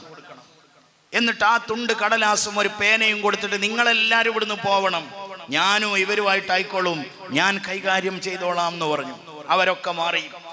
നല്ല മക്കൾ. ഞാൻ ആ മക്കളോട് പറഞ്ഞു, മക്കളെ എനിക്ക് നിങ്ങളെ പെരുത്തിഷ്ടമാണ്, നിങ്ങളുടെ നിറ യൗവനം കാണുമ്പോൾ എനിക്കൊരുപാട് സന്തോഷം തോന്നുന്നു എന്നൊക്കെ പറഞ്ഞു. എന്നിട്ട് ഞാൻ ചോദിച്ചു, ഞാൻ ഒരൊറ്റ ചോദ്യമേ ഞാൻ ചോദിക്കുള്ളൂ, ഞാൻ വലിയ ക്ലാസ് എടുക്കാനൊന്നും വന്നതല്ല, ഒരു ചോദ്യം ഞാൻ ചോദിക്കും, അത് വളരെ ലളിതവുമാണ്, ഏത് മന്ദബുദ്ധിക്കാരനും ഉത്തരം പറയാൻ കഴിയുന്ന ഒരു ചോദ്യമാണ്. പക്ഷേ ആ ചോദ്യത്തിന് നിങ്ങൾ എഴുതുന്ന മറുപടി സത്യമായിരിക്കണം. എഗ്രിയാണോ, ഉറപ്പാണോ എന്ന് ചോദിച്ചു ആ മക്കളോട്. നല്ല മക്കൾ. ആൺകുട്ടികളും പെൺകുട്ടികളും പറഞ്ഞു, റെഡി ഉസ്താദേ, ചോദിച്ചോളൂ. ഞാൻ പറഞ്ഞു, നിങ്ങൾ എഴുതുന്ന മറുപടി ഞാനും എൻ്റെ റബ്ബും നിങ്ങളുമല്ലാതെ നാലാമതൊരു കക്ഷിയെ നിങ്ങളുടെ സമ്മതമില്ലാതെ ഞാൻ കാണിക്കൂല, ഇത് ഗ്യാരണ്ടിയാണ്. എന്നാലും നിങ്ങൾ സത്യം എഴുതാവൂ എന്ന് പറഞ്ഞു. എല്ലാവരും റെഡിയായി. ഞാൻ അവരോട് വളരെ സിമ്പിളായ ഒരു ചോദ്യം ചോദിച്ചു. എല്ലാവർക്കും ഒരു ലവർ ഉണ്ടാവൂലേ? നിങ്ങൾക്കും ഇല്ലേ ഒരു ലവർ? ആ ലവറുടെ പേര് ആ കടലാസിൽ എഴുതണം എന്ന് പറഞ്ഞു. ചിലരുടെ മുഖത്തെ കൊളി കണ്ടിട്ട് നോക്കുന്നുണ്ട്, വേറെ ചില ആളുകൾ തല താഴ്ത്തി എന്തൊക്കെയോ ആലോചിക്കുന്നുണ്ട്. അവരുടെ മുഖത്ത് മിന്നിമറയുന്ന വികാരം ഞാൻ ഇങ്ങനെ നോക്കിക്കണ്ടു. പക്ഷെ നല്ല മക്കൾ എല്ലാവരും കൃത്യമായി എഴുതിയിട്ട് എൻ്റെ കയ്യിൽ എഴുതി തന്നു, കൊണ്ടുവന്നു തന്നു. അതിൽ ജാതി ഉണ്ടായിരുന്നില്ല, മതമുണ്ടായിരുന്നില്ല. ഞാൻ അത്ഭുതപ്പെട്ടു. നമ്മളുടെ മക്കളുടെ കാഴ്ചപ്പാട് കണ്ടിട്ട് ഞാൻ അത്ഭുതപ്പെട്ടു. ഓരോന്നും വായിച്ച് ഞാൻ കീറിക്കളഞ്ഞു. അതിനിടയിൽ ഒരു കടലാസ് എൻ്റെ കൽബിൽ കയറി. അത് ഞാൻ അവിടെ കമഴ്ത്തി വെച്ചു. എല്ലാം കീറി ദ്രവിപ്പിച്ചു കളഞ്ഞതിന് ശേഷം ആ ഒറ്റ കടലാസ് ഞാൻ എടുത്തു. അതെഴുതിയ ആളുടെ പേരും ഞാൻ മനസ്സിലാക്കി. ഞാൻ ആ മോളെ അടുത്ത് വിളിച്ച് ചോദിച്ചു, മോളെ, ഒരു വാക്ക് പറഞ്ഞിട്ടാണ് ഈ ചോദ്യം ഞാൻ ചോദിച്ചത്. ഞാനും നീയും റബ്ബുമല്ലാത്ത ഒരാളെയും ഞാനിത് കാണിക്കൂല. പക്ഷേ നീ സമ്മതം തന്നാൽ ഞാൻ ഈ കുട്ടികൾക്കിതൊന്ന് കാണിച്ചു കൊടുത്തോട്ടെ.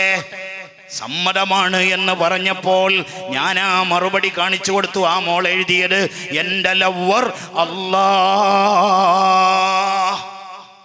എൻ്റെ ലവർ അല്ലാഹുവാണ്, എൻ്റെ ലവർ അല്ലാഹുവാണ്. പറയാൻ സാധിക്കുമോ നമ്മൾക്ക്? ആ ഒരൊറ്റ മോളെ കൊണ്ട് ബാക്കിയുള്ള എല്ലാരെയും കരയിപ്പിച്ചു. എല്ലാവരും പറഞ്ഞു, ഞങ്ങളുടെയും ലവർ അല്ലാഹുവാണ്, ഇനി ഞങ്ങൾ അല്ലാഹുവിനെ സ്നേഹിച്ചു കൊള്ളാം. നമുക്കങ്ങനെ സ്നേഹിക്കാൻ കഴിയുമോ? അങ്ങനെ അള്ളാഹുവിനെ കുറിച്ച് ചിന്തിക്കണം. ഒരു ദിവസം ഈ സോഷ്യൽ മീഡിയക്ക് ലീവ് കൊടുക്ക്. ദിവസം മുഴുവനുമല്ല, ഒരു മണിക്കൂറല്ല, ഒരു 5 മിനിറ്റ് നേരം ഒന്ന് ഒഴിവ് കൊടുക്ക്. ഒരു 5 മിനിറ്റ് നേരം മറ്റെല്ലാ ചിന്തകളും വിട്ടേക്ക്. ഭാര്യ, മക്കൾ, കുടുംബം, കച്ചവടം, എല്ലാ ചിന്തയും വിട്ടിട്ട് ഒരിടത്തൊറ്റക്കിരിക്ക്. എന്നിട്ട് അള്ളാഹുവിനെ കുറിച്ചൊന്ന് ചിന്തിക്ക്. ഖാലിയാ, വേറെ ചിന്തകളൊന്നുമില്ലാതെ അള്ളാഹുവിനെ കുറിച്ച് മാത്രം ചിന്തിക്ക്.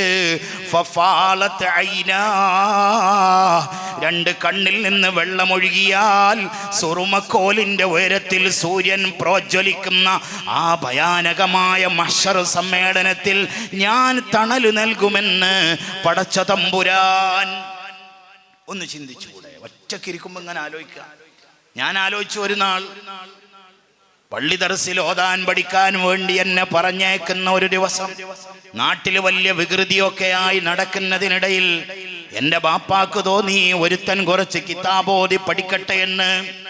എന്നെ ദർസിലേക്ക് കൊണ്ടുപോകുന്ന അന്ന് ഞാൻ എൻ്റെ ഉമ്മയോട് പറഞ്ഞു, ദർസിലൊക്കെ ഞാൻ പോയിക്കോളാം. ഇന്ന് മുത്തഅല്ലിമീങ്ങളെ വിഭവ സമൃദ്ധമാണ് മുത്തഅല്ലിമീങ്ങളുടെ ഭക്ഷണം, പ്രവർത്തിക്കാൻ നല്ല നേതാക്കന്മാർ. എന്നാൽ അതൊന്നും ആയിരുന്നില്ല പഴയ കാലത്ത്. മുത്തഅല്ലിമീങ്ങളെ പോലെ വിഷമം അനുഭവിച്ച ഒരു സമൂഹം വേറെ ഉണ്ടായിരുന്നില്ല. അങ്ങനെ ദർസിലേക്ക് പോകുന്ന അന്ന് എൻ്റെ പ്രിയപ്പെട്ട ബാപ്പ തുച്ഛമായ വരുമാനത്തിൽ നിന്ന് മിച്ചം വെച്ചുകൊണ്ട് ഒരു ജോഡി വസ്ത്രം എനിക്ക് വാങ്ങിത്തന്നു. ആ വസ്ത്രം എൻ്റെ ഉമ്മ എൻ്റെ പെട്ടിയിൽ മടക്കി വെച്ചു തന്നു, ഒരു മരപ്പെട്ടിയിൽ. ആ മരപ്പെട്ടിയും എടുത്തിറങ്ങാൻ നേരത്ത് ഞാൻ എൻ്റെ ഉമ്മയുടെ കാതിൽ ഒരു സ്വകാര്യം ചോദിച്ചു. ഉമ്മ, ആഴ്ചയിൽ 7 ദിവസമുണ്ട്, മാസത്തിൽ 30 നാളുണ്ട്.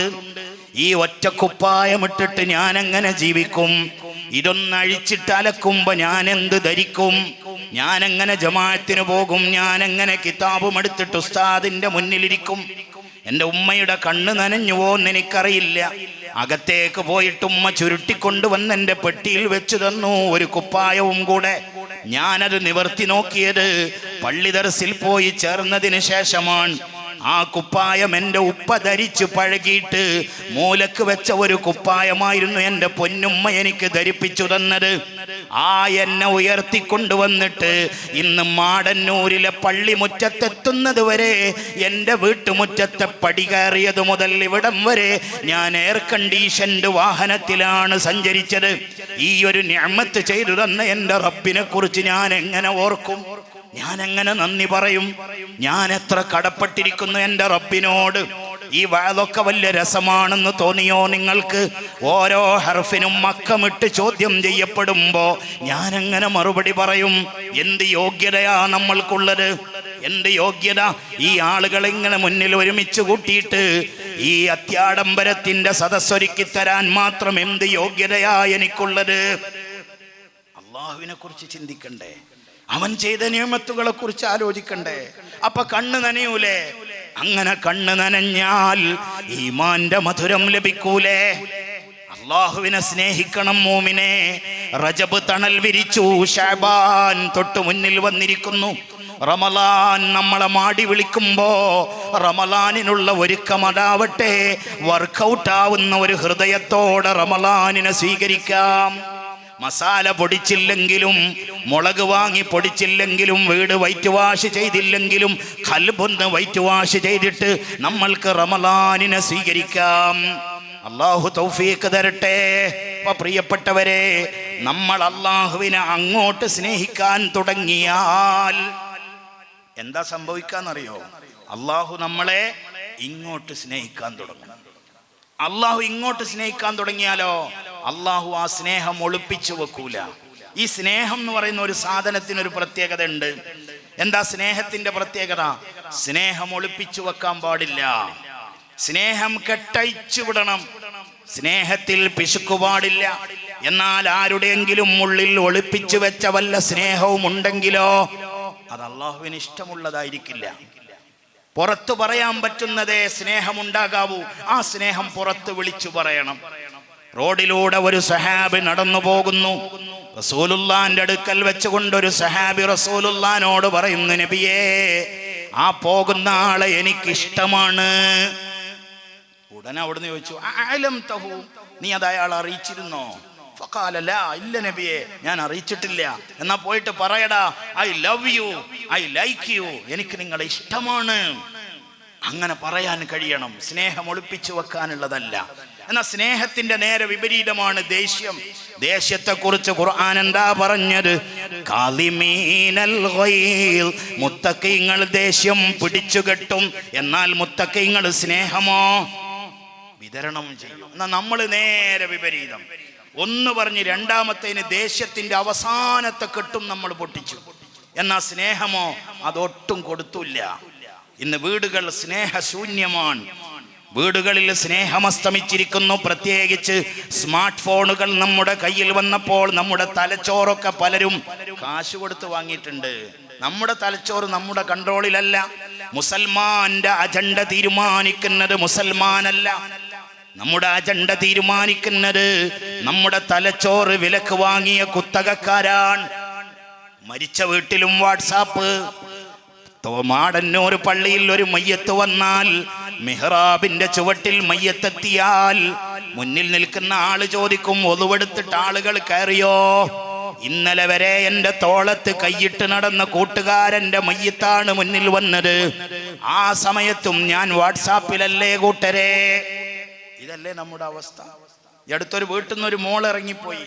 കാമുകനെ തേടിപ്പോയതല്ല, അങ്ങനെ പോകാനുള്ള പ്രായമായ മോളും അല്ല. ഒരു കുഞ്ഞുമോള് വീട്ടിൽ നിന്ന് ഇറങ്ങി അങ്ങ് പോയി.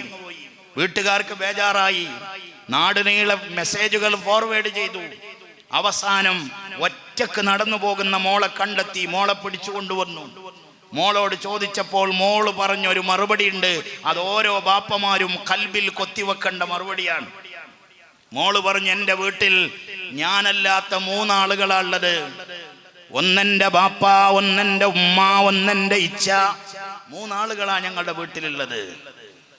ബാപ്പ എന്നോട് മിണ്ടാറില്ല. ഒരു മോളുടെ പരാതിയാണ്, എൻ്റെ ഉപ്പച്ചി എന്നോട് മിണ്ടാറില്ല. അങ്ങാടിയിൽ പോയി വന്നാൽ ആ കയ്യിലുള്ള സാധനങ്ങൾ അകത്ത് വെക്കാൻ പോലും ഉപ്പച്ചിക്ക് സമയമില്ല. ഉടുത്ത ഡ്രസ്സൊന്നഴിച്ചിട്ട് വീട്ടിലുടുക്കുന്ന വസ്ത്രം ധരിക്കാൻ എൻ്റെ ബാപ്പാക്ക് സമയമില്ല. കോലായിൽ ഒരു ചാരുകസേരയുണ്ട്. ആ ചാരുകസേരയിൽ ചാരിക്കിടന്നിട്ട് സ്ലേറ്റിന്റെ വലിപ്പത്തിലുള്ള ഫോണിലാണ് ബാപ്പ. ഞാൻ എൻ്റെ പൊന്നുപ്പാനെ പോയി ചിലപ്പോ വിളിക്കും, മിണ്ടാറില്ല. രണ്ടാമത് പിന്നെയും വിളിക്കും, ഒരു ചെറിയ മൂളല് മാത്രം. എനിക്കെൻ്റെ ഉപ്പാന്റെ മുഖമൊന്ന് കിട്ടാൻ വേണ്ടി, ഞാൻ ഉപ്പാന്റെ മോളാണല്ലോ എന്ന അധികാരത്തോടെ ഉപ്പാന്റെ താടി പിടിച്ചിട്ട് ഉപ്പച്ചീന്നൊന്ന് വിളിച്ചപ്പോൾ അയാൾ എന്നോട് ആക്രോശിച്ചു. എന്താടി ആസത്തെ നിനക്ക് വേണ്ടത്? നിനക്കെന്താ കണ്ണ് കാണുന്നില്ലേ എന്ന് ചോദിച്ചു. ഞാൻ എൻ്റെ ബാപ്പയെ പിന്നെ വിളിക്കാൻ പോകാറില്ല. ബാപ്പയിൽ നിന്ന് കിട്ടേണ്ട സ്നേഹം എനിക്ക് നഷ്ടമായി. പിന്നെ എൻ്റെ വീട്ടിലുള്ളത് എൻ്റെ ഉമ്മച്ചിയാണ്. കേൾക്കുന്ന പെണ്ണുങ്ങൾ ആലോചിക്ക്. ചമ്മന്തി ഉണ്ടാക്കണമെങ്കിൽ യൂട്യൂബ് നോക്കണം, അല്ലേ? ഒരു ബിരിയാണി വെക്കണമെങ്കിൽ യൂട്യൂബ് വേണം. ഒരുപാട് ഗ്രൂപ്പുണ്ട്. 1-ാം ക്ലാസ്സിൽ പഠിച്ചവരെ ഗ്രൂപ്പ്, 2-ാം ക്ലാസ്സിൽ പഠിച്ചവരുടെ ഗ്രൂപ്പ്, SSLC ബാച്ചിന്റെ ഗ്രൂപ്പ്, കുടുംബക്കാരുടെ ഗ്രൂപ്പ്, അയൽവാസികളുടെ ഗ്രൂപ്പ്. ഗ്രൂപ്പായ ഗ്രൂപ്പിൽ മുഴുവനും വോയിസുകൾ ഇടണം. അവര് കേട്ടതിന് ലൈക്ക് ചെയ്യണം. ഉമ്മാക്ക് പിടിപ്പത് പണിയാണ്. ഉമ്മയും ഫോണിലാണ്. ഉമ്മയും എന്നെ മൈൻഡ് ചെയ്യാറില്ല. ഉമ്മച്ചി എങ്ങാനും ഫോൺ എവിടെയെങ്കിലും ഒന്ന് വെച്ചാൽ ഇത് ഇത്ര രസമുള്ളതാണോ എന്ന് കരുതി നോക്കാൻ വേണ്ടി ഞാനൊന്ന് എടുക്കുമ്പോഴേക്ക് ഉമ്മ പറയും, ആ നെറ്റ് തീർക്കല്ലടി വൃത്തികെട്ടവളെ. ഞാനതവിടെ താഴെ വെക്കും. ഉമ്മാക്കും എന്നെ വേണ്ട. പിന്നെ എൻ്റെ വീട്ടിലുള്ളത് എൻ്റെ ഇച്ഛയാണ്. ഇച്ഛാന്റെ മുറി മുകളിലത്തെ തട്ടിലാണ്. ഇച്ഛ വരുന്നതും പോകുന്നതും ഒരു മിന്നലാട്ടം പോലെ ഞാൻ കാണാറുണ്ട്. വീട്ടിലെത്തിയാൽ റൂമിൽ കയറി ഷട്ടേന്ന് പറഞ്ഞ് വാതിലടക്കുന്നതാണ് കേൾക്കാറുള്ളത്. ഇച്ഛയും അതിൻ്റെ ഉള്ളിൽ ഫോണിൽ തന്നെയാണ്. ഞാൻ പിന്നെ എന്തിനെ ഇവിടെ ജീവിക്കുന്നത്? ബാപ്പാക്ക് എന്നെ വേണ്ട, ഉമ്മാക്കും വേണ്ട, ഇച്ചാക്കും വേണ്ട. എൻ്റെ വകയിൽ ഒരു മൂത്തുമ്മയുണ്ട്. ആ മൂത്തുമ്മ വീട്ടിൽ വരുമ്പോൾ എന്നെ കെട്ടിപ്പിടിക്കാറുണ്ട്, എൻ്റെ നെറ്റിയിൽ ചുംബിക്കാറുണ്ട്. മോളെൻ്റെ കൂടെ വരുന്നോ എന്ന് ചോദിക്കാറുണ്ട്. ഞാൻ എൻ്റെ മൂത്തുമ്മയുടെ വീടും അന്വേഷിച്ചു പോവുകയാണെന്ന് എട്ടും പൊട്ടും തിരിയാത്ത ഒരു പൊന്നുമോള് പറഞ്ഞിട്ടുണ്ടെങ്കിൽ ഇത് നമ്മളുടെ വീട്ടിലുള്ള സത്യമായ കഥയല്ലേ കൂട്ടരെ? 80 കഴിഞ്ഞ കാരണവർക്കും വാട്സാപ്പ് വേണ്ടേ? 90 കഴിഞ്ഞ തൈക്കിളവിക്കും യൂട്യൂബ് വേണ്ടേ? ആ രീതിയിൽ നമ്മുടെ തലച്ചോറ് പലരും കാശ് കൊടുത്ത് വാങ്ങിയെങ്കിൽ ഞാനൊന്ന് പറഞ്ഞേക്കാം, സ്നേഹം കൊടുക്കാൻ തയ്യാറല്ലെങ്കിൽ സ്നേഹവും തേടിയിട്ട് മക്കളങ്ങ് പോയാൽ പിന്നെ വിരല് കടിച്ചിട്ട് കാര്യമില്ല കേട്ടോ. വയലിൻ്റെ സദസ്സിൽ ഒരു 313 കൊടുത്തത് കൊണ്ട് മോള് തിരിച്ചു വരൂല കേട്ടോ. നമ്മൾ തിരിച്ചറിയണം, നമ്മൾ ബോധമുള്ളവരാവണം. സ്നേഹം കൊടുക്കാനുള്ളതാണ്. മദീനത്തെ പള്ളിയുടെ മിഹ്റാബിൽ അള്ളാഹുവിന്റെ തിരുദൂതർ സുജൂദിൽ കിടക്കുന്നു. അവിടുത്തെ പൊന്നുമോള് ബി ഫാത്തിമാന്റെ മോള് മോന് സയ്യിദുനാ ഹുസൈൻ റളിയല്ലാഹു അൻഹു ഓടി വരുന്നു. ഓടി വന്നിട്ട് ഉപ്പാന്റെ പുറത്ത് കയറിയിരിക്കുന്നു. ഉപ്പാപ്പ സുജൂദിലാണ്. അള്ളാഹുവിന്റെ ഹബീബ മോനെ വലിച്ച് താഴെയിട്ടില്ല. അവിടുന്ന് വഖദ് അതാല സുജൂദ, സുജൂദങ്ങ് നീട്ടി, നീണ്ട സുജൂദ്. നിസ്കാരമൊക്കെ കഴിഞ്ഞു, മോന്റെ ആഗ്രഹം കഴിഞ്ഞ് മോൻ ഇറങ്ങിപ്പോയി. അതിനുശേഷം നിസ്കാരം കഴിഞ്ഞ് സലാം വീട്ടി. എന്തോ സംഭവിച്ചിട്ടുണ്ട്. സ്വഹാബത്ത് വിചാരിച്ചു ഒന്നുകിൽ ജിബ്രീൽ അലൈഹിസ്സലാം വന്നു, അതല്ലെങ്കിൽ അവിടത്തേക്ക് വല്ല കുഴക്കവും സംഭവിച്ചു. നിസ്കാരം കഴിഞ്ഞ ഉടനെ ചോദിച്ചു, ലിമാ തൽത സുജൂദ യാ റസൂലല്ലാഹ്, എന്തിനു സുജൂദ് നീട്ടി നബിയേ? വളച്ചുകെട്ടില്ലാതെ അവിടെന്ന് പറഞ്ഞു, ഇന്നബിനി ഖദിർതഹലനി, എൻ്റെ മോൻ എൻ്റെ പുറത്തുകരി എന്നല്ല, എൻ്റെ മോൻ എന്നെ വണ്ടിയാക്കി. ഒരു ഉപ്പാപ്പാന്റെ വാക്കാണ്. എൻ്റെ മോൻ എന്നെ വണ്ടിയാക്കി. ഫകരിഹ്തു അൻ അജ്ലഹു, അവനെ വലിച്ച് താഴെയിടാൻ എൻ്റെ മനസ്സനുവദിച്ചില്ല.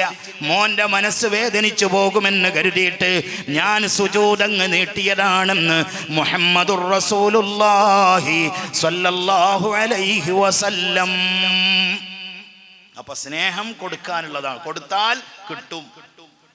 അള്ളാഹുവിനെ നമ്മൾ സ്നേഹിക്കാൻ തുടങ്ങിയാലോ അള്ളാഹു നമ്മളെ പെരുത്തിഷ്ടം വെക്കാൻ തുടങ്ങും. സ്വഹീഹ് മുസ്ലിം. എന്നിട്ടോ അള്ളാഹു തആല വിളിക്കും, ജിബ്രീൽ അലൈഹിസ്സലാമിനെ വിളിക്കും. ഇന്നല്ലാഹ ഇദാ അഹബ്ബ അബ്ദാ, അള്ളാഹു തആല മാടന്നൂരിലെ ഏതെങ്കിലും ഒരു മനുഷ്യനെ ഇഷ്ടം വെക്കാൻ തുടങ്ങിയാൽ അള്ളാഹു വിളിക്കും, ദഅ ജിബ്രീൽ അലൈഹിസ്സലാം. ജിബ്രീൽ അലൈഹിസ്സലാമിനെ വിളിക്കും. എന്നിട്ട് പറയും, ഇന്നി ഉഹിബ്ബു ഫുലാനൻ, എനിക്ക് മാടന്നൂരിലെ ഇന്ന് മുഹമ്മദിനെ ഇഷ്ടമാണ് ജിബ്രീലേ. ഫഅഹിബ്ബഹു, അതുകൊണ്ട് നിങ്ങളും അയാളെ ഇഷ്ടം വെക്കണം. ഒന്ന് ആലോചിച്ച് നോക്ക്, നിങ്ങളുടെ ബാപ്പ നിങ്ങൾക്കിട്ട പേര് അള്ളാഹു വിളിക്കണം. ഇന്ന മുഹമ്മദിനെ, ഇന്ന ആയിഷാനെ, ഇന്ന നഫീസ കുട്ടിയെ, ഇന്ന മറിയമിനെ എനിക്കിഷ്ടമാണ് ജിബ്രീലേ, അതുകൊണ്ട് നിങ്ങളും അയാളെ ഇഷ്ടം വെക്കണം. അപ്പൊ ജിബ്രീൽ അലൈഹിസ്സലാം നമ്മളെ ഇഷ്ടം വെക്കും. സുമ്മ യുനാദി ഫിസ്സമാ, വാനലോകത്ത് ഒരു അനൗൺസ് ചെയ്യും. എന്തായിരിക്കും വിളിച്ചു പറയുന്നത്? ഇന്നല്ലാഹ യുഹിബ്ബു ഫുലാനാ, മാടന്നൂരിലെ ഇന്ന മനുഷ്യനെ അള്ളാഹുവിന് ഇഷ്ടമാണ്, അതുകൊണ്ട് മലക്കുകളെ നിങ്ങളും അയാളെ ഇഷ്ടം വെക്കണമെന്നങ്ങ് പറയുമ്പോഴേക്ക് സുമ്മ യൂദഉ ലഹുൽ ഖബൂലു ഫിൽ അർളി, അയാൾക്ക് ഭൂമിയിൽ എന്തെന്നില്ലാത്ത ഒരു സ്വീകാര്യത ലഭിക്കും.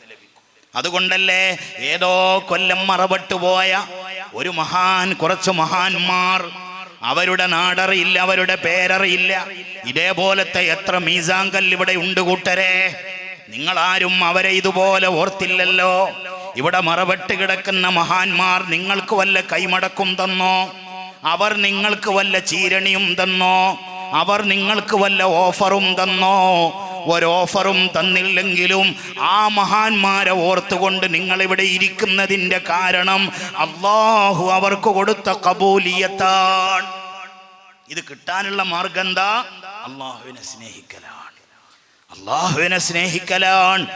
അങ്ങനെ അള്ളാഹുവിനെ സ്നേഹിക്കാൻ തുടങ്ങിയാൽ ലാ ഖൗഫുൻ അലൈഹിം വലാ ഹും യഹ്സനൂൻ, അവർക്ക് ദുഃഖമില്ല കേട്ടോ, അവർക്ക് ഭയമില്ല കേട്ടോ. എന്ന് പറഞ്ഞാൽ ദുഃഖത്തിന്റെ അവസ്ഥ അവർക്ക് വരൂല എന്നാണോ? അല്ല, അവരെ തേടിയിട്ട് പ്രശ്നങ്ങളുടെ പ്രയാസങ്ങളുടെ പേമാരി വർഷിക്കും. ഏത് പേമാരി വർഷിച്ചാലും അവര് തളരൂല, അവര് തകരൂല. ഞാനൊരു ഉദാഹരണം പറയാം. ഈ അടുത്ത് വഫാത്തായി പോയ മഹാനായ അത്തിപ്പറ്റ മുഹീദ്ദീൻ കുട്ടി മുസ്ലിയാർ നവ്വറല്ലാഹു മർഖദഹു. അടുത്തിരുന്നവർക്ക് മഹാനവറുകളുടെ അടുത്തിരിക്കുന്നതിൻ്റെ ആ ഒരു ഫീല് ഞാൻ അനുഭവിച്ചു. എന്തൊരു രസമാണ്! എത്ര നേരം ഇരുന്നാലും മടുക്കൂല. മഹാനവറുകളുടെ ദിക്റിന്റെ മജ്ലിസുണ്ട് ഗ്രീൻ വാലിയിൽ. ആ ദിക്റിന്റെ മജ്ലിസിൽ പോയിരുന്നപ്പോൾ വഅദ് പറയുന്നവരോട് പെരുത്തിഷ്ടമാണ്. അരികിൽ കൊണ്ടുവന്നിരുത്തി അവിടുത്തെ മാംസം കറി വെക്കാനും പാകം ചെയ്യാൻ മാംസം റെഡിയാക്കുന്നത് ചെറിയ കഷ്ണങ്ങളല്ല, വലിയ കഷ്ണങ്ങളാണ്. ഒരു തളികയിൽ ഒരു വലിയ കഷ്ണം മാംസവും അതിൻ്റെ ചുറ്റിലും ഭക്ഷണവും വിളമ്പിയിട്ടുണ്ടാവും. ശൈഖുനാന്റെ ചുറ്റിലും ആളുകൾ ഇരിക്കും. ഒറ്റയിട്ട ആളുകൾ. ഉസ്താദ് ഉദ്ദേശിക്കുന്ന ആള് പൂർത്തിയായാൽ അടുത്ത ഹൽക്ക ഇരിക്കാൻ പറയും. ഒന്നിന്റെ നടുവിൽ ഉസ്താദും വന്നിരിക്കും. ജാടകളില്ല. എന്നിട്ട് ഉസ്താദ് തൻ്റെ കൈകൊണ്ട് ആ മാംസം ഇങ്ങനെ പൊളിച്ച് ഓരോരുത്തരുടെ മുന്നിലേക്കും ഇട്ടുകൊടുക്കുമ്പോൾ അതിനെന്തൊരു രസമാണ്! ആ മജ്ലിസിൽ ഇരിക്കാൻ എന്തൊരു ഹരമാണ്! അല്ലാഹു അവിടുത്തെ ദർജ ഉയർത്തി കൊടുക്കട്ടെ. മഹാനവർകൾക്ക് അവസാനം ക്യാൻസർ ബാധിച്ചു താടിയെല്ലിന്. മഹാന്മാർക്ക് ദുഃഖമില്ല എന്ന് പറഞ്ഞാൽ ദുഃഖത്തിന്റെ അവസ്ഥകൾ വരൂല എന്നല്ല, അവരെ പിടികൂടാൻ ഒരു ദുഃഖത്തിനും സാധ്യമല്ല എന്നാണ് അതിനർത്ഥം. ഈമാന്റെ രസമുള്ളിലുണ്ടെങ്കിൽ. അപ്പൊ താടിയെല്ലിന് ക്യാൻസർ ബാധിച്ചു. തിരുവനന്തപുരം റീജിയണൽ ക്യാൻസർ സെന്ററിൽ കൊണ്ടുപോയി ഡയഗ്നോസ് ചെയ്തു. അവസാനം റിസൾട്ട് കയ്യിൽ വരുന്ന ഒരു സമയം, ഏതൊരു മനുഷ്യനും ഡൗണായി പോകുന്ന സന്ദർഭം, ഏതൊരാളും തളർന്നു പോകുന്ന സമയം, ഡോക്ടർമാർ ഉസ്താദിനെ അടുത്തിരുത്തി. വന്യവയോധികനായ ഉസ്താദിനോട് പറഞ്ഞു, ഉസ്താദ് വിഷമിക്കൂലെങ്കിൽ, ഉസ്താദ് പ്രയാസപ്പെടരുത്, അങ്ങ് തളരരുത്, തകരരുത്, അങ്ങയോടൊരു പരമസത്യം ഞങ്ങൾക്ക് പറയാതെ നിവൃത്തിയില്ല എന്ന് പറഞ്ഞു. ഉസ്താദ് പറഞ്ഞു, പറഞ്ഞോളി കുട്ടികളെ, അതിനെന്താ കാര്യം, നിങ്ങൾ പറഞ്ഞോളി. ഉസ്താദിന്റെ ധൈര്യം കണ്ടപ്പോൾ അവർ പറഞ്ഞു, ഉസ്താദേ, അങ്ങയുടെ താടിയെല്ലിന് ക്യാൻസർ ബാധിച്ചിട്ടുണ്ട്. ഒന്നാമത്തെ മറുപടി, ഒരുപാട് ആളുകളെ കണ്ട ഡോക്ടർമാർക്കറിയാം എത്ര വലിയ ധൈര്യമുണ്ടെന്ന് പറയുന്നവനും ഒന്ന് തകർന്നു പോകും. എന്നാൽ തൻ്റെ മുഖത്തുള്ള പുഞ്ചിരി ഒരിത്തിരി പോലും മായാതെ ഉസ്താദ് ചോദിച്ചു, അതിനെന്താ കുട്ടികളെ? അൽഹംദുലില്ലാഹ് പറയാൻ കഴിയുമോ നമ്മൾക്ക്? പറയാൻ കഴിയുമോ നമ്മൾക്ക്? രണ്ടാമത് ഡോക്ടർമാർ പറഞ്ഞു, അങ്ങനെ അങ്ങ് ചിരിക്കാൻ വരട്ടെ ഉസ്താദേ, അതിൻ്റെ സ്റ്റേജ് 1ഉം 2ഉം കഴിഞ്ഞിട്ട് അതിൻ്റെ ലാസ്റ്റ് സ്റ്റേജിലെത്തിയപ്പോഴാണ് ഞങ്ങൾക്കത് തിരിച്ചറിയാൻ കഴിഞ്ഞത്. അതിനെന്താ കുട്ടികളെ? അൽഹംദുലില്ലാഹ്, എൻ്റെ റബ്ബെനിക്ക് അങ്ങനെ ഒരു ക്യാൻസർ തന്നിട്ടുണ്ടെങ്കിൽ അതെന്നെ വേദനിപ്പിക്കാനല്ല, എന്നെ വേദനിപ്പിക്കുന്നവനല്ല എൻ്റെ റബ്ബ്. നമ്മൾ ചിലർ ചോദിക്കും, നമ്മുടെ വീട്ടിൽ ചില അനർത്ഥം നടന്നാൽ ഞങ്ങളോട് എന്തിനാ റബ്ബ് ഇത് ചെയ്തത്? ഞാനെന്ത് തെറ്റാ റബ്ബേ ചെയ്തത്? ഈമാനുള്ളവന്റെ നാവിൽ നിന്ന് അങ്ങനെ ഒരു വാക്ക് വരൂല കേട്ടോ. അൽഹംദുലില്ലാഹ്. മൂന്നാമത് ഡോക്ടർമാര് പറഞ്ഞു, ഉസ്താദേ, ഒരൊറ്റ മാർഗമേ ഇനി ഞങ്ങളുടെ മുന്നിലുള്ളൂ. ഞങ്ങൾ അങ്ങയുടെ മുഖമൊന്ന് കീറി മുറിച്ചിട്ട് ആ ക്യാൻസർ ബാധിച്ച ഭാഗമൊന്ന് കട്ട് ചെയ്യാൻ പറ്റുമോ എന്ന് നോക്കുകയാണ്. അതിന് ഒരാളുടെ മുഖം കീറി മുറിക്കൽ അത്ര സങ്കീർണമല്ലേ? ഉസ്താദ് ഞങ്ങൾക്കൊരു കൺസെന്റ് തരുമോ? ഞങ്ങളെ ഒന്ന് അനുവദിക്കുമോ? അതിനെന്താ കുട്ടികളെ? അൽഹംദുലില്ലാഹ്. 3 അൽഹംദുലില്ലാഹ്. ഒരൽഹംദുലില്ലാന്റെ വിലയറിയോ നിങ്ങൾക്ക്? ഇമാം റാസി തങ്ങൾ മുത്തഅല്ലിമീങ്ങളെ സൂറത്തുൽ ഫാത്തിഹയുടെ 2ാമത്തെ ആയത്താണ് അൽഹംദുലില്ലാഹി റബ്ബിൽ ആലമീൻ. ഇന്ന് രാത്രി പോയിട്ട് നിങ്ങളുടെ കുത്തുബഖാനയിൽ നിന്ന് തഫ്സീറുർ റാസി എടുത്തിട്ട് ഒന്ന് വായിച്ചു നോക്ക്. അൽഹംദുലില്ലാഹ് സമാനിയത്തു അഹ്റുഫിൻ, 8 അക്ഷരങ്ങളാണ് അൽഹംദുലില്ലയിൽ. ഫമൻ ഖറഅഹാ, ആരെങ്കിലും ഒരു അൽഹംദുലില്ലാ എന്ന് പറഞ്ഞാൽ ബിഹഖീഖതി, യഥാർത്ഥ മനസ്സോടുകൂടെ ഒരു മനുഷ്യൻ ഒരൊറ്റ അൽഹംദുലില്ല പറഞ്ഞാൽ സ്വർഗത്തിന്റെ 8 വാതിലുകളും അയാൾക്ക് തുറക്കപ്പെടുമെന്ന് വെള്ളമുണ്ടക്കാരന്റെ ജാട പറച്ചിലല്ല, ഇമാം റാസി തങ്ങൾ തന്റെ തഫ്സീറുൽ കബീറിൽ എഴുതി വെച്ചിട്ടില്ലേ? അപ്പൊ ഉസ്താദ് 3 തവണ പറഞ്ഞു അൽഹംദുലില്ലാ. പിന്നെ ഉസ്താദ് കരഞ്ഞുട്ടോ. എപ്പോഴാ കരഞ്ഞതെന്നറിയോ? നാളെ ഓപ്പറേഷൻ നടക്കുന്നു. ഇന്ന് ഉസ്താദിന്റെ റൂമിലേക്ക് രാത്രി ഡ്യൂട്ടി നേഴ്സ് കയറി വരുന്നു. കയ്യിലൊരു ഷേവിങ് സെറ്റും ഒരു ഗ്ലാസ് ടംബ്ലറിൽ കുറച്ച് വെള്ളവുമായിട്ട് കയറി വരുന്നു. എന്തിനേ കുട്ടി കയറി വന്നത്? മോളെന്തിനേ വന്നത്?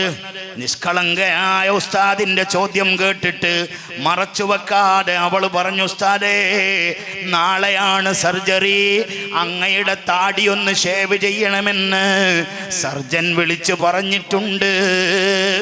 കളിപ്പാട്ടം കൊണ്ട് കളിച്ചുകൊണ്ടിരിക്കുന്ന ഒരു കുഞ്ഞുമോന്റെ കയ്യിൽ നിന്ന് ബലമായിട്ട് ആ കളിപ്പാട്ടം ഇങ്ങ് പിടിച്ചു വാങ്ങുമ്പോ അത് മുറുകെ പിടിച്ച് കരയുന്ന ഒരു മോനെ ഓർമ്മിക്കൂ നിങ്ങൾ.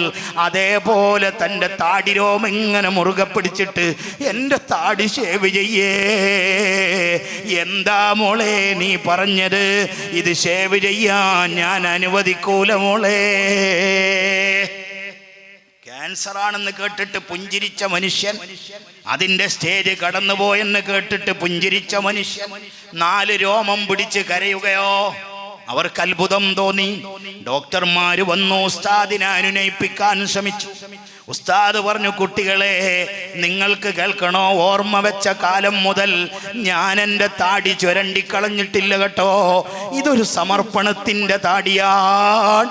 നാളെ എൻ്റെ മുത്തുനബിയുടെ മുന്നിൽ പോയി നിൽക്കുമ്പോൾ അവിടുത്തെ സുന്നത്ത് മൊയ്തീൻ കുട്ടി നീ എന്തെടുത്തു എന്ന് ചോദിക്കുമ്പോൾ കാണിച്ചു കൊടുക്കാനുള്ള താടിയാണ്. ഇത് കളയാതെ നിങ്ങൾക്ക് എന്നെ ഓപ്പറേഷൻ ചെയ്യാനും സാധിക്കൂലേ എന്ന ചോദ്യത്തിന് മുന്നിൽ തളർന്നിട്ട് ഞങ്ങളങ്ങനെ ചെയ്തു തരാമെന്ന് പറഞ്ഞ് ആ ഭാഗത്തുള്ള രോമം മാത്രം നീക്കി ഓപ്പറേഷൻ ചെയ്തു കൊടുത്തു. മഹാനായ അത്തിപ്പറ്റ ഉസ്താദിന് അങ്ങനെ പറയാൻ കഴിഞ്ഞത് എന്തുകൊണ്ടാണെന്നറിയോ? ഖൽബിൽ അല്ലാഹു കയറിയത് കൊണ്ടാണ്. ലാ ഖൗഫുൻ അലൈഹി.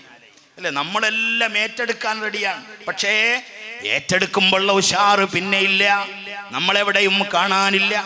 നമ്മൾക്കൊരു നന്മയോടും താല്പര്യമില്ല. എന്നാൽ പൊതുരംഗത്ത് പ്രവർത്തിക്കുന്നവരെ, നൂറുൽ ഹുദയുടെ നേതാക്കന്മാരെ, അറബിക് കോളേജ് നടത്തൽ അത്ര വലിയ ഒരു സൽക്കാരത്തിൻ്റെ മികവ് പോരെ കേട്ടോ. വിഷമങ്ങളുടെ പാരമ്യതയിലൂടെ നിങ്ങൾ പോകേണ്ടി വരും. മുത്തഅല്ലിമീങ്ങൾക്ക് വെക്കാൻ അരിയില്ലെന്ന് പറയുമ്പോൾ നാട്ടിലെ പൗരമുഖ്യൻ സഞ്ചിയും എടുത്തിറങ്ങേണ്ടി വരും. ഈ പണിക്ക് ഞാനില്ലെന്ന് തോന്നരുത് കേട്ടോ. അങ്ങനെ വിഷമങ്ങൾ ഓരോന്നോരോന്ന് തേടി വരുമ്പോൾ നിങ്ങൾ മനസ്സിലാക്കേണ്ടത് എൻ്റെ ഈമാൻ കൂടി വരുന്നുണ്ട് എന്ന് മനസ്സിലാക്കണം. അങ്ങനെ മനസ്സിലാക്കിയിട്ട് പിന്നെയും പ്രവർത്തിക്കണം. ഞാൻ ഉദാഹരണം പറയാം. ഒരു ബാപ്പാനെ ഞാൻ നിങ്ങൾക്ക് പരിചയപ്പെടുത്തി തരാം. ആ ബാപ്പാക്ക് മക്കളെത്രയാന്നറിയോ? മക്കളേഴ്. എല്ലാവരും ഒരു ജവാബ് ചൊല്ലണം. എന്തുമേതിലും സർവദിക്കിലും കാവൽ നൽകുന്ന റബ്ബന, എന്തിനേക്കാൾ പെരുത്ത് ഹുബ്ബ് നിന്നോട് തന്നെ ഹസ്ബുനാ. ലാ ഇലാഹ ഇല്ലല്ലാഹു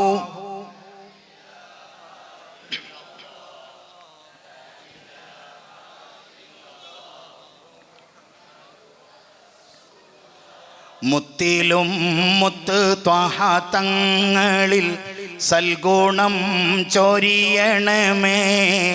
മുത്തിൻ ചാരത്തൊന്നൊത്തു ചേർന്നിട്ട് കൗസർ നുണയാൻ തുണക്കണേ. ലാ ഇലാഹ ഇല്ലല്ലാഹു ലാ ഇലാഹ ഇല്ലല്ലാഹ്.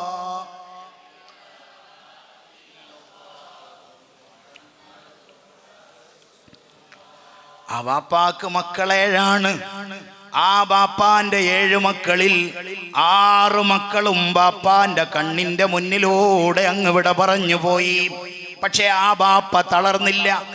ആ ബാപ്പ ഇന്നു ചെയ്യേണ്ടത് നാളേക്ക് വെച്ചില്ല. ഈ സെക്കൻഡിൽ ചെയ്യേണ്ടത് അടുത്ത സെക്കൻഡ് ആവട്ടെ എന്ന് വിചാരിച്ചില്ല. ആരാണ് ആ ബാപ്പ എന്നറിയോ?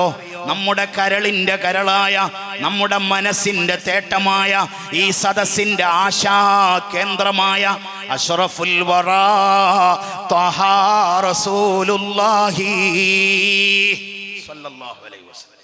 7 മക്കളാണ്. 3 ആൺമക്കളാണ്, 4 പെൺമക്കളാണ്. മക്കത്ത് വെച്ചുകൊണ്ട് 2 മക്കള് പോയി. ഒന്നാമത് വിട പറഞ്ഞു ഖാസിം. ഖാസിം എന്ന് പറയുന്ന മോൻ മരിച്ചു മുലകുടിപ്രായത്തിൽ. രണ്ടാമത്തെ മോനും മക്കത്ത് വെച്ച് കൊണ്ടുപോയി. ആ മോന്റെ പേര് അബ്ദുല്ലാ. മുലകുടിപ്രായത്തിൽ അബ്ദുള്ളയും പോയി. ശത്രുക്കൾ ആഘോഷമാക്കി. അവർ കണ്ടേടത്ത് വെച്ചൊക്കെ വിളിച്ചു പറഞ്ഞു, അതാ വരുന്നു അബ്തർ, അതാ വരുന്നു അബ്തർ. എന്താ അബ്തർ എന്ന് പറഞ്ഞാൽ കുലം മുടിഞ്ഞവൻ, വാലറ്റവൻ, കുടുംബം തകർന്നവൻ എന്നൊക്കെയാണ് അതിനർത്ഥം. അറബികളുടെ ധാരണപ്രകാരം ആൺകുട്ടികളില്ലെങ്കിൽ കുടുംബമില്ല എന്നാണ്. അപ്പൊ രണ്ടാമത്തെ മോനും മരിച്ചപ്പോൾ അവരാഘോഷമാക്കി.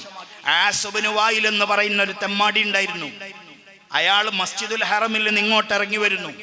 അള്ളാന്റെ റസൂല് മസ്ജിദുൽ ഹറമിലേക്ക് അങ്ങോട്ട് കയറുന്നു. ജാതി ഏതായാലും മതമേതായാലും നമ്മൾ മനുഷ്യ കുടുംബത്തിലെ അംഗങ്ങളല്ലേ എന്ന് കരുതിയിട്ട് സൗഹാർദ്ദം പഠിപ്പിച്ച നേതാവ് ആസിനോട് ചോദിച്ചു, എന്താ ആസേ വിശേഷം?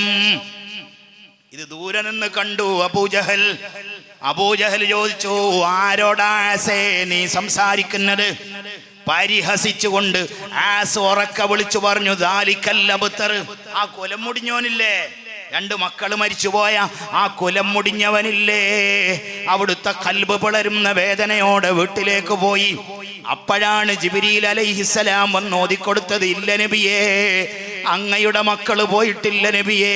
ഇന്നാ അഅ്തൈനാകൽ കൗസർ ഫസല്ലി ലിറബ്ബിക വൻഹർ ഇന്ന ശാനിയക ഹുവൽ അബ്തർ. ഇല്ല നബിയേ, ഇന്നാ അഅ്തൈനാക്, നിശ്ചയം തങ്ങൾക്ക് നാം തന്നിട്ടുണ്ട് നബിയേ, അൽ കൗസറ, കൗസർ തന്നില്ലേ നബിയെ? മൽ കൗസറു. തഫ്സീറിന്റെ ഗ്രന്ഥങ്ങളിലെ വലിയ ചർച്ചയാണ്. ഇമാം റാസി തങ്ങൾ മൽ കൗസറു എന്ന ചോദ്യത്തിന് മറുപടി പറഞ്ഞത്, കൗസർ എന്നാൽ 15 വ്യാഖ്യാനങ്ങൾ ഉണ്ടതിന്. മുതഅല്ലിമീങ്ങൾ അതിൽ ഗവേഷണം നടത്തണം. എന്താണ് കൗസർ? നമ്മൾക്കറിയുന്ന ഒരു കൗസറുണ്ട്, പാലിനേക്കാൾ വെളുത്ത, തേനിനേക്കാൾ മധുരമുള്ള, ഒരിക്കൽ കുടിച്ചാൽ പിന്നീട് ദാഹം തോന്നാത്ത ഒരു കൗസർ. അള്ളാഹു അത് വാങ്ങി കുടിക്കാൻ നമ്മൾക്ക് തൗഫീക്ക് തരട്ടെ. അതുതന്നെയാണ് കൗസർ. അന്നഹു ഹൗദുൻ ഫിൽ ജന്ന. തഫ്സീറുർ റാസി, കൗസർ എന്ന് പറഞ്ഞാൽ അത് സ്വർഗ്ഗത്തിലെ ഒരു തടാകമാണ്. പിന്നെയോ അന്നഹു നഹ്റുൻ ഫിൽ ജന്ന, കൗസർ എന്ന് പറഞ്ഞാൽ അത് സ്വർഗ്ഗത്തിലെ ഒരു നദിയാണ്. മൂന്നാമത്തെ വ്യാഖ്യാനം അൽ കൗസറു ഔലാദുഹു, കൗസർ എന്ന് പറഞ്ഞാൽ അവിടുത്തെ മക്കളാണ്. ഇല്ല നബിയെ, കാലമേറെ പോയാലും തങ്ങളുടെ മക്കൾ ലോകത്തുണ്ടാവും. എന്നാൽ ഇന്ന ശാനിയക ഹുവൽ അബ്തർ, തങ്ങൾ ആക്ഷേപിച്ചവരില്ലേ, അവരുടെ മക്കളുടെ ലോകത്ത് നോക്കിയാ കാണൂല. അവരുടെ കുടുംബമാണ് കുലം മുടിഞ്ഞു പോവുക. തങ്ങളുടെ മക്കൾ ലോകത്തെവിടെ ചെന്നാലും ഉണ്ടാകും നബിയേ. മംഗലാപുരത്ത് വരുമ്പോ ഇവിടെ കുറെ സയ്യിദന്മാർ, കേരളത്തിൽ ചെല്ലുമ്പോ അവിടെ കുറെ സയ്യിദന്മാർ. 926 ആണ്ടിൽ കേരളത്തിലെ ആലിമീങ്ങളെ മുഴുവനും വിളിച്ചുകൂട്ടി ഒരു സയ്യിദ്. ആ സയ്യിദിനെ നമ്മൾ അഭിമാനത്തോടെ വിളിച്ചു വരക്കൽ ബാലവി മുല്ലക്കോയ തങ്ങളെന്ന്. പിന്നീട് നമ്മൾ കണ്ടു ഒരുപാട് സാദാത്തുക്കളെ, വട്ടത്തലേക്കെട്ടും വട്ടമുഖവുമുള്ള ഖായിദുൽ ഖൗം സയ്യിദ് അബ്ദുറഹ്മാൻ ബാഫഖി തങ്ങളെപ്പോലെ, പുതിയ മാളിയേക്കൽ സയ്യിദ് അഹമ്മദ് പൂക്കോയ എന്ന PMS പൂക്കോയ തങ്ങളെപ്പോലെ, മഹാനായ സയ്യിദ് മുഹമ്മദ് അലി ശിഹാബ് തങ്ങളെപ്പോലെ, ഉമർ അലി തങ്ങളെപ്പോലെ, പാണക്കാട്ട് ആറ്റപ്പൂവ് ഹൈദർ അലി തങ്ങളെപ്പോലെ, ഇന്ന് നമ്മൾക്ക് നേതൃത്വം നൽകുന്ന സയ്യിദ് മുഹമ്മദ് ജിഫിരി മുത്തുക്കോയ തങ്ങളെപ്പോലെ, കാലം എത്ര കടന്നുപോയാലും അഹ്ലുബൈത്തിന്റെ പരമ്പര ലോകത്ത് നിലക്കാതെ തുടരുമെന്ന് അല്ലാഹു ഉറപ്പ് കൊടുത്തു. മുഹമ്മദുർ റസൂലുള്ളാഹി സ്വല്ലല്ലാഹു അലൈഹി വസല്ലം തങ്ങൾക്ക്. അപ്പൊ 2 മക്കൾ മക്കത്ത് നിന്ന് പോയി. പിന്നെ മദീനത്ത് വന്നു. മദീനത്ത് വെച്ചുകൊണ്ട് ആദ്യം നടന്ന മരണം റുഖിയ മോളുടെ മരണമാണ്. ആരാ റുഖിയ മോള്? റസൂലുള്ളാന്റെ പൊന്നുമോളാണ്. ഉസ്മാൻ ഇബ്നു അഫ്ഫാന്റെ ഭാര്യയാണ്. വഫാത്താകുമ്പോ വയസ്സെത്രയാന്നറിയോ? 21. കാത് തുറന്ന് കേൾക്ക്. 21 വയസ്സുള്ള ഒരു മോള് കല്യാണമൊക്കെ കഴിഞ്ഞ് ഉപ്പാനെ കാണാൻ വരുമ്പോ അതിൻ്റെ രസമൊന്ന് വേറെയല്ലേ കാരണവന്മാരെ. അങ്ങനത്തെ ഒരു മോളെ കെട്ടിപ്പൊതിഞ്ഞ് ജന്നത്തുൽ ബഖയിലേക്ക് അങ്ങ് കൊണ്ടുപോകുമ്പോ ഒരു ബാപ്പാന്റെ മനസ്സെന്തായിരിക്കും? 21-ാമത്തെ വയസ്സിൽ വിട പറഞ്ഞു. ഹിജ്റയുടെ 2-ാം കൊല്ലം. ഹിജ്റയുടെ 2-ാം കൊല്ലത്തിനൊരു പ്രത്യേകതയുണ്ട്. ആ കൊല്ലമാണ് ബദർ യുദ്ധം. അപ്പൊ നബിയും സഹാബത്തും ബദറിലേക്ക് പോകുമ്പോ റുഖിയ മോളുടെ ഭർത്താവ് ഉസ്മാൻ ഇബ്നു അഫ്ഫാൻ വന്നിട്ട് പറഞ്ഞു, നബിയേ, എൻ്റെ റുഖിയക്ക് സുഖമില്ല നബിയേ. ബിരിദർ ത്വഹ മകൾ റുഖിയത്ത് ബീവിക്കന്നാൾ ദീനമാമേ മികത്ത്. മഹാനായ മോയിൻകുട്ടി വൈദ്യർ തന്റെ ബദർ കാവ്യത്തിൽ എഴുതി വെച്ചു, ബിരിദർ ത്വഹ മകൾ റുഖിയത്ത് ബീവിക്കന്നാ ദീനമാമേ മികത്ത്. ഭാരിത്ത മൂലം ദിന്നൂറൈനിയോരാ പാർപ്പിത്തു മിന്നാമനൈ തന്നിൽ ചേരാ. ഉസ്മാൻ വന്നിട്ട് പറഞ്ഞു, എൻ്റെ റുഖിയക്ക് സുഖമില്ല, ഞാൻ എന്തു ചെയ്യണം? ഭാര്യ ഭർത്തൃ ബന്ധത്തിന്റെ ആ ഒരു വല്ലാത്ത വൈകാരികമായ ബന്ധം നമ്മൾ അറിയണം. അല്ലാഹുവിന്റെ തിരുദൂതർ പറഞ്ഞു, ഉസ്മാനെ, നിങ്ങൾ യുദ്ധത്തിന് വരണ്ട, വീട്ടിൽ താമസിച്ചോ, എൻ്റെ റുഖിയ മോളെ പരിചരിച്ചോ. മുസ്ലിമീങ്ങൾ അനുഭവിച്ച ഏറ്റവും വലിയ വിജയങ്ങളിൽ ഒന്ന് ബദറിലെ വിജയമാണ്. ബദറിന്റെ ലീഡർ അള്ളാന്റെ റസൂൽ നേരിട്ട് നയിച്ച യുദ്ധമാണ് ബദർ യുദ്ധം. ആ ബദറിലുള്ള വിജയാവേശം മുഴങ്ങുമ്പോ മദീനത്തെ ജന്നത്തുൽ ബഖയിൽ ഒരു ഖബർ കുഴിക്കുന്നുണ്ട് കേട്ടോ. ആരുടെ ഖബറാ കുഴിക്കുന്നത്? ബദറിന്റെ ലീഡറായ മുത്തുനബിയുടെ പൊന്നുമോള് റുഖിയയുടെ ഖബറാണ്. ആ ബാപ്പ പിന്തിരിഞ്ഞോ? ഞാൻ ഈ പണിക്കൊന്നും ഇല്ല എന്ന് പറഞ്ഞോ? പറഞ്ഞില്ല. പിന്നെയും മരണം നടന്നു. ഹിജ്റയുടെ 7-ാം കൊല്ലം. ഹിജ്റയുടെ 7-ാം കൊല്ലം വിട പറഞ്ഞത് സൈനബ മോളാണ്. ആരാ സൈനബ്? അബുൽ ആസിന്റെ ഭാര്യയാണ്. സൈനബ മോള് വിട പറയുമ്പോ വയസ്സെത്രയാന്നറിയോ? 29. നേരത്തെ മോക്ക് 21. 29 വയസ്സുള്ള അടുത്ത മോള് വിട പറയുകയാണ്. ആ ഉപ്പാനെ നിങ്ങളൊന്ന് വായിക്ക്, ആ ഉപ്പാനെ നിങ്ങളൊന്ന് മനസ്സിലാക്ക്.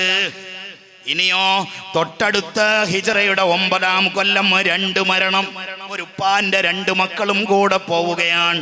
ആരൊക്കെയാ പോയത്? ഒന്ന് പോയത് ഉമ്മു കുൽസൂം റളിയല്ലാഹു അൻഹാ. ആരാ ഉമ്മു കുൽസൂം? റുഖിയ വിട പറഞ്ഞപ്പോ ഉസ്മാൻ ഇബ്നു അഫ്ഫാൻ അള്ളാന്റെ റസൂൽ കൊടുത്ത 2-ാമത്തെ മുതലാണ് ഉമ്മു കുൽസൂം. ഉമ്മു കുൽസൂം ഇവിടെ പറയാണ്. ഉമ്മു കുൽസൂമിന് വയസ്സ് 29. അതേ കൊല്ലം വേറൊരു മരണവും നടന്നു. ആരുടെ മരണമാണ് നടന്നത്? 3-മതൊരാൺകുട്ടി ഉണ്ടായിരുന്നു. 7 മക്കളിൽ 6-ാമത്തെ കുട്ടി. ആ മോന്റെ പേര് ഇബ്രാഹീം. മാരിയത്തുൽ ഖിബ്തിയ്യയാണ് ഉമ്മ. ഇബ്രാഹീം എന്ന കുഞ്ഞിനെ പാല് കൊടുക്കാൻ വേണ്ടി ഏൽപ്പിച്ച വീട്ടുകാര് മദീനത്തെ പള്ളിയിലേക്ക് ആളയച്ചു. റസൂലുള്ളാഹിനോടൊന്ന് വരാൻ പറ, മോന് തീരെ സുഖമില്ല. അവിടുന്ന് വന്നു നോക്കുമ്പോ കുഞ്ഞിങ്ങനെ പിടക്കുന്നു. ആ കുഞ്ഞിനെ അങ്ങ് മടിയിൽ വെച്ച് കൊടുത്തപ്പോൾ അവിടുത്തെ കണ്ണിൽ നിന്ന് വെള്ളമൊഴുകി. കണ്ടുനിന്നവർക്ക് സഹിക്കാൻ കഴിഞ്ഞില്ല. അബ്ദുറഹ്മാൻ ഇബ്നു ഔഫ് അവിടുത്തെ ചേർത്തിങ്ങ് പിടിച്ചിട്ട് ചോദിച്ചു, അൻത യാ റസൂലല്ലാഹ്, തങ്ങളിങ്ങനെ കരഞ്ഞാലോ നബിയേ? ഞങ്ങൾക്ക് നിയന്ത്രണം കിട്ടൂല നബിയേ. ഫഖാല, അവിടുന്ന് പറഞ്ഞു, ഇബ്നു ഔഫ് ഇന്നഹാ റഹ്മ, ഇത് കരുണയാണ്. കരുണ പറ്റിയ ലോകത്ത് എന്താണ് കരുണ? അവിടുന്ന് പറഞ്ഞു, കണ്ണിന്ന് വെള്ളമൊലിച്ചോട്ടെ ഔഫേ, കൽബ് വേദനിച്ചോട്ടടാ, പക്ഷേ വലാ നഖൂലു ഇല്ലാ മാ നുർളി റബ്ബനാ, റബ്ബിന് പൊരുത്തമില്ലാത്ത ഒരു വാക്ക് ഈ നാവിന് വരൂല കേട്ടോ. എന്തിനെന്നോട് ഇത് ചെയ്തു റബ്ബേ? ഞാൻ ചോദിക്കൂല ഔഫേ. ആ മോ മരിച്ച അന്ന് യാദൃശ്ചികമായിട്ടൊരു ഗ്രഹണമുണ്ടായി, സൂര്യഗ്രഹണമുണ്ടായി. ആളുകൾ പറയാൻ തുടങ്ങി, റസൂലുള്ളാന്റെ കുട്ടി മരിച്ചത് കൊണ്ടാണ് ഗ്രഹണം. അപ്പോഴേക്ക് ആ ഉപ്പാന്റെ ദൗത്യമുണർന്നു. ഞാൻ വെറും ഒരു മുഹമ്മദ് അല്ല, റബ്ബിന്റെ നിയമങ്ങൾ പറഞ്ഞു കൊടുക്കേണ്ട ആളാണ് പൊതുപ്രവർത്തകന്മാര്. മനസ്സിലാക്കിക്കോ, ഏത് കർക്കിടക മാസം വന്നാലും ഏത് പേമാരി വന്നാലും നമ്മൾ ഏറ്റെടുത്ത ദൗത്യം അത് വളരെ വലുതാണ് കേട്ടോ. പൊന്നുമോന്റെ മയ്യത്തിന്റെ മുന്നിലൂടെ ആ ബാപ്പ മദീനത്തെ പള്ളിയുടെ മിമ്പറിൽ കയറിയിട്ട് പറഞ്ഞു, ഇന്ന ശംസ വൽ ഖമർ, സൂര്യനും ചന്ദ്രനും ആയത്താനി മിൻ ആയാത്തില്ലാ, അത് അല്ലാഹുവിന്റെ ദൃഷ്ടാന്തങ്ങളിൽപ്പെട്ട 2 ദൃഷ്ടാന്തങ്ങളാണ്. ഒരു കുഞ്ഞിന്റെ മരണം കൊണ്ടോ മറ്റെന്തെങ്കിലും വിപത്ത് കൊണ്ടോ സൂര്യന് ഗ്രഹണം ബാധിക്കൂല. എന്റെ കുട്ടി മരിച്ചിട്ടാണ് ഗ്രഹണമുണ്ടായതെന്ന് ഒരാളും പറയരുതെന്ന് മുഹമ്മദുർ റസൂലുള്ളാഹി സ്വല്ലല്ലാഹു അലൈഹി വസല്ലം. അതാണ് ഉത്തരവാദിത്വം, അതാണ് ബോധം. അപ്പൊ അള്ളാഹുവിനെ സ്നേഹിച്ചാൽ ലാ ഖൗഫുൻ അലൈഹിം വലാ ഹും യഹ്സനൂൻ. അങ്ങനെ നമ്മൾ അള്ളാഹുവിനെ സ്നേഹിക്കാൻ തുടങ്ങിയാൽ പിന്നെ എന്താ തോന്നുകയെന്നറിയോ? നേരത്തെ ഉദവി പറഞ്ഞതുപോലെ ഇഷ്ടപ്പെട്ടവരെ കാണണമെന്ന് തോന്നും അല്ലേ? ഗൾഫിൽ പോയ ആളുകൾ, ദുബൈയിൽ പോയ ആളുകൾ ഷർവാനി പള്ളിയിൽ ജുമയും കഴിഞ്ഞ് ഇറങ്ങിയാൽ നൈഫ് റോഡിന്റെ 2 ഭാഗത്തും പർദ്ദക്കടകൾ ഇങ്ങനെ നിരത്തി വെച്ചിട്ടുണ്ട്, നല്ല പർദ്ദകൾ. ഒന്ന് കണ്ടപ്പോ തോന്നി ഇതെന്റെ ഭാര്യക്ക് പറ്റിയതായിരിക്കും. കാശെണ്ണി നോക്കി, ഇല്ലെങ്കിലും കുഴപ്പമില്ല, ഒന്ന് വാങ്ങി പെട്ടിയിൽ മടക്കി വെച്ചു. അപ്പുറത്ത് പോയപ്പോൾ കളിപ്പാട്ടങ്ങളുടെ കട കണ്ടു. അപ്പോ ഓർമ്മ വന്നു, മുറ്റത്ത് നിരങ്ങി കളിക്കുന്ന കുഞ്ഞുമോനെ, ഇതവനിഷ്ടമായിരിക്കും, അതൊന്ന് വാങ്ങി വെച്ചു. അല്ലേ? ഇഷ്ടമുള്ളവരെ കാണാൻ കൊതിയാവും, അവർക്ക് എന്തെങ്കിലും കൊടുക്കണമെന്ന് തോന്നും. അങ്ങനെയാണെങ്കിൽ എന്തെങ്കിലും തോന്നിയിട്ടുണ്ടോ? എനിക്കെന്റെ റബ്ബിനെ കാണണമെന്ന്, എനിക്കെന്റെ റബ്ബിനൊന്ന് കാണണമായിരുന്നു. റബ്ബിനെ കാണുമ്പോ എന്തെങ്കിലും അവന്റെ മുന്നിലൊന്ന് സമർപ്പിക്കണമായിരുന്നു എന്ന് തോന്നാറുണ്ടോ? അള്ളാഹുവിനെ കാണുന്നതിനേക്കാൾ വലിയ രസം വേറെ ഒന്നിനുമില്ല കൂട്ടരെ. അതിനേക്കാൾ രസമുള്ളതൊന്നും നമ്മൾക്ക് മുന്നിൽ വരാനുമില്ല. ഞാൻ ഉദാഹരണം പറയാം. ഹജ്ജ് കഴിഞ്ഞ് മടങ്ങി വന്നു മുഹമ്മദ് മുസ്തഫ സല്ലല്ലാഹു അലൈഹി വസല്ലം. സഫർ മാസത്തിന്റെ അവസാനത്തെ രാത്രികളിലൊന്നിൽ തന്റെ വേലക്കാരനായ അബൂ മുവൈഹിബയെ വിളിച്ചു. എന്നിട്ട് പറഞ്ഞു, യാ അബാ മുവൈഹിബ, ഇന്നി ഖദ് ഉമിർതു അൻ അസ്തഗ്ഫിറ ലി അഹ്ലിൽ ബഖീൽ. മദീനയിലെ ജന്നത്തുൽ ബഖയിൽ മറവിട്ട് കിടക്കുന്നവർക്ക് വേണ്ടി ഞാനൊന്ന് പോയി ദ്വാരക്കണമെന്ന് എന്നോട് കൽപ്പിക്കപ്പെട്ടിട്ടുണ്ടടാ. എനിക്ക് ഒറ്റക്ക് വയ്യടാ, മോനൊന്ന് വരുവോ എൻ്റെ കൂടെ? അബൂ മുവൈഹിബ കയ്യും പിടിച്ചു കൊണ്ടുപോയി. സമയക്കുറവുണ്ട്, ഒറ്റ വാക്കിൽ പറയാണ്. സിയാറത്ത് കഴിഞ്ഞു, ദീർഘനേരം ഖബറാളികളോട് സംസാരിച്ചു. അതിനുശേഷം അബൂ മുവൈഹിബയിലേക്ക് തിരിഞ്ഞിട്ട് പറഞ്ഞു, യാ അബാ മുവൈഹിബ, ഇന്നി ഖദ് ഊതീതു ബിമഫാത്തിഹ ഖസാഇനിദ് ദുനിയ. ഈ ദുനിയാവിലെ സർവ്വ ഖജനാവിൻ്റെയും താക്കോൽ എനിക്കിങ്ങ് തന്നടാ. എന്നിട്ട് ഈ താക്കോലും വാങ്ങി തലേണാൻ്റെ അടിയിൽ വെച്ചിട്ട് നമ്മുടെ നാട്ടിലെ ചില മുതലാളിമാർ ആർക്കൊന്നും കൊടുക്കൂല, അവരൊട്ട് അനുഭവിക്കൂല. ഇന്ന് വിളിച്ചപ്പോൾ അയാൾ ദുബൈയിലാണ്, നാളെ വിളിച്ചപ്പോൾ അയാൾ ചൈനയിലാണ്, മറ്റന്നാൾ വിളിച്ചപ്പോൾ ബോംബെയിലാണ്, ഒരു പർച്ചേസ് ഉണ്ട്. ഭാര്യയുടെ ഫോൺ അയാൾ എടുക്കാറില്ല, മക്കളെ അയാൾ കാണാറില്ല. അയാൾ ഇങ്ങനെ ഉണ്ടാക്കി വെച്ചു.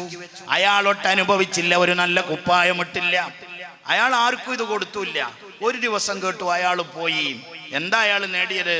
കുറെ വിലപിടിപ്പുള്ള കാറ് റോഡിൽ ഇങ്ങനെ നിരനിരയായി നിർത്തിയിട്ടത് കണ്ടു. പക്ഷെ അതിനിടയിലൂടെ അയാളെ തോണ്ടിക്കൊണ്ടുപോയിട്ട് 6 അടി മണ്ണിന്റെ പറങ്കിമാവിന്റെ ചോട്ടിൽ റെഡിയാക്കി വെച്ച തിരിയാനും മറിയാനും സ്ഥലമില്ലാത്ത കബറിൽ വെച്ചിട്ട് മണ്ണിന്ന് വന്നോനെ മണ്ണിൽ തന്നെ കെടാന്നും പറഞ്ഞ ആളുകൾ മറുവയിലങ്ങ് പോയി. അയാളൊന്നും നേടിയില്ല, അയാളൊന്നും അനുഭവിച്ചില്ല. ഇതുപോലെയാണോ? അല്ല, ദുനിയാവിലുള്ള സർവ്വ ഖജനാവിന്റെ താക്കോലും എനിക്ക് തന്നു.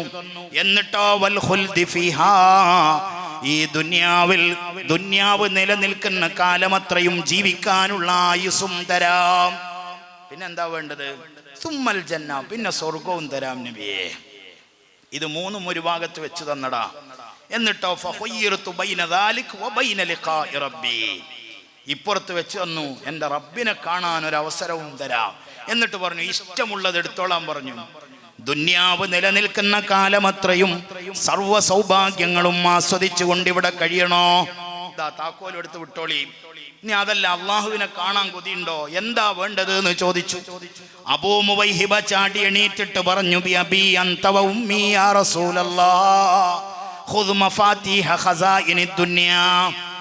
ഞങ്ങളുടെ ഉമ്മാനെയും ബാപ്പാനെയും ഒക്കെ തങ്ങൾക്ക് ദണ്ഡമാക്കാം നബിയേ, തങ്ങളാ താക്കോലിങ് വാങ്ങി നബിയേ. എന്തൊരു രസമായിരിക്കും മുസ്ലിം ഉമ്മത്തിന് ഒരു ലീഡർ, ഒരു നേതാവ്, ഒരു ഇമാമ്, എല്ലാത്തിനും ഒരൊറ്റ നേതാവ്. എന്തൊരു രസമായിരിക്കും. തങ്ങളത് വാങ്ങുന്നു പറഞ്ഞു. ഫഖാൽ, അവിടെ നിന്ന് പറഞ്ഞു, ലാ വല്ലാഹി യാ അബാ മുവൈഹിബ, അല്ലാഹു ആണേ മോനെ, ആ താക്കോൽ എനിക്ക് വേണ്ടടാ. ലഖദ് ഇഖ്തർതു ലിഖാ റബ്ബി, ഞാൻ എൻ്റെ റബ്ബിൻ്റെ ലിഖാവ് കൊതിച്ചുപോയി. എനിക്ക് എൻ്റെ റബ്ബിനെ കാണാൻ കൊതിയാവുന്നു. മുഹമ്മദുർ റസൂലുള്ളാഹി സ്വല്ലല്ലാഹു അലൈഹി വസല്ലം. അല്ലാഹുവിൻ്റെ ലിഖാവ് അല്ലാഹു നമ്മൾക്ക് തരട്ടെ. നോക്കൂ നിങ്ങൾ, തഫ്സീർ റാസിയിൽ സൂറത്തുൽ ബഖറയുടെ 165 ആയത്തിന്റെ തഫ്സീറിൽ ഒരു സംഭവം കാണാം. ഖലീലുല്ലാഹി ഇബ്രാഹിം അലൈഹിസ്സലാമിന്റെ റൂഹ് പിടിക്കാൻ വേണ്ടി മലക്കുൽ മൗത്ത് അലൈഹിസ്സലാം വന്നു. ലിഖബ്ദി റൂഹിഹി, റൂഹ് പിടിക്കാൻ വേണ്ടി വന്നു. ആ സമയത്ത് ഇബ്രാഹിം നബി അലൈഹിസ്സലാം ഒരു ചോദ്യം ചോദിച്ചു അസ്രായിലിനോട്. അസ്രായിലിനെ കുഴക്കുന്ന ചോദ്യം. എന്താ ചോദ്യം? ഹൽ റഅയ്ത ഖലീലൻ യുമീതു ഖലീലഹു. അല്ല അസ്രായിലേ, പടച്ചോൻ എന്നെ വലിയ ഇഷ്ടാന്നല്ലേ പറയണത് കേട്ടത്? ഞാൻ അവന്റെ ഖലീലാണ്, ചങ്ങാതിയാണ് എന്നൊക്കെ അല്ലേ പറയാറുള്ളത്. ആരെങ്കിലും തൻ്റെ ഉറ്റ ചങ്ങാതിയെ മരിപ്പിക്കോ? അള്ളാഹുവിന് യഥാർത്ഥത്തിൽ എന്നോട് ഇഷ്ടമില്ലേ, എന്തിനാ എന്നെ മരിപ്പിക്കുന്നത് എന്ന് ചോദിച്ചു. അസ്രായിൽ ആലോചിച്ചു, ശരിയാണല്ലോ, എന്തിനായിരിക്കും ഇപ്പൊ ഇബ്രാഹിം നബീനെ മരിപ്പിക്കുന്നത്? അതിന് മറുപടി പറഞ്ഞത് പടച്ച റബ്ബാണ്. ഫഅൗഹല്ലാഹു തആലാ ഇലൈഹി, അല്ലാഹു ഇബ്രാഹിം നബിക്ക് വഹി അറിയിക്കുന്നു. അല്ല ഇബ്രാഹിമേ, നിങ്ങൾ ചോദിച്ച ചോദ്യത്തിൽ തന്നെ എൻ്റെ ഉത്തരവുണ്ട്. അല്ലാഹു ചോദിച്ചു, ഹൽ റഅയ്ത ഖലീലൻ യക്റഹു ലിഖാഅ ഖലീലിഹി. ഏതെങ്കിലും ഒരു ചങ്ങാതി തൻ്റെ ഇഷ്ടപ്പെട്ട കൂട്ടുകാരനെ കാണാൻ ഒരു ചാൻസ് കിട്ടിയാൽ എനിക്ക് കാണണ്ടെന്ന് പറയോ? വെറുക്കുമോ അയാൾ? ഇബ്രാഹിം നബി ആലോചിച്ചു, എന്താ ഇപ്പൊ ഈ പറഞ്ഞത്? ഞാൻ മരിക്കുന്നു എന്ന് പറഞ്ഞാൽ അതിനർത്ഥം ഞാൻ ഏറ്റവും സ്നേഹിക്കുന്ന എൻ്റെ റബ്ബിനെ കാണാൻ എനിക്കൊരവസരം ലഭിക്കുന്നുവെന്നാണ്. മഹാനവർകൾ പറഞ്ഞു, ആൽ ആന ഫഖ്ബിൽ, ഇപ്പൊ പിടിക്കണം എന്നെ, ഒരു സെക്കൻഡ് പോലും എനിക്കിവിടെ നിൽക്കണ്ട. ഫമൻ കാന യർജു ലിഖാഅ റബ്ബിഹി, നാളെ സൂറത്തുൽ കഹ്ഫ് ഓതുമ്പോ നിങ്ങൾ ഈ ആയത്തോതിയിട്ട് നിർത്തുമ്പോ നിങ്ങളോട് പറയണം, ഇന്നലത്തെ പ്രസംഗം ഓർമ്മ വരണം. ഫമൻ കാന യർജു ലിഖാഅ റബ്ബിഹി ഫൽയഅമൽ അമലൻ സാലിഹാ. അപ്പൊ ഇനി ഒറ്റ വാക്കും കൂടെ പറഞ്ഞിട്ട് നമുക്ക് നിർത്താം. അള്ളാഹുവിനെ കാണാൻ പോകുമ്പോ എന്തേ കൊണ്ടുപോവുക? എന്തെങ്കിലും ഒരു കെട്ട് കൊണ്ടുപോവണ്ടേ? കാണാൻ പോവണമെന്ന് നമ്മൾ പറഞ്ഞു, എന്തേ കൊണ്ടുപോവുക? മംഗലാപുരത്തുകാര് അല്ലെങ്കിൽ മാടന്നൂരുകാര് ബന്ധു വീട്ടിൽ പോകുമ്പോ എന്താ വാങ്ങാറ് എന്ന് ഞങ്ങൾക്കറിയില്ല. ഞങ്ങളുടെ നാട്ടിൽ ഈ പലഹാരം ഭയങ്കര പ്രാധാന്യമാണ്. അലുവയും കിണ്ണത്തപ്പവും കോഴിയടയും അങ്ങനെ പല സാധനങ്ങളും വാങ്ങിയിട്ട് 10 വിരലുണ്ടെങ്കിൽ 20 കവറുമായിട്ടാണ് ചില വീടുകളിലൊക്കെ പോവാറുള്ളത്. എന്നാൽ പടച്ച റബ്ബിനെ കാണാൻ പോകുമ്പോ മാടന്നൂരുകാര് എന്ത് കെട്ടാ കൊണ്ടുപോവുക? എന്തെങ്കിലും ഒന്ന് കൊടുക്കണ്ടേ പടച്ചവന്റെ മുന്നിൽ? അള്ളാഹു പറഞ്ഞു, വതസവ്വദു, ഹാജിമാരോടാ പറഞ്ഞത്, നിങ്ങൾ കെട്ടുകൊണ്ടുവരണം കേട്ടോ.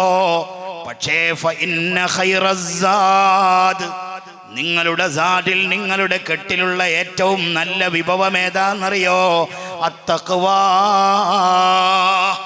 തഖ്വയായിരിക്കണം. വേറൊരു കെട്ടും അള്ളാഹുവിന് ആവശ്യമില്ല. ചിലർ പോയത് ഒറ്റ ഉദാഹരണം പറഞ്ഞിട്ട് നമുക്ക് നിർത്താം. നാളെ ഉഹദ് യുദ്ധം നടക്കുകയാണ്.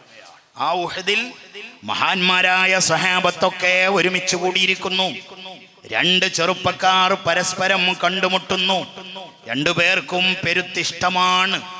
ഒരാളുടെ പേര് ഞാൻ പറയാം, എല്ലാവരും തർലിയത്ത് ചൊല്ലണം.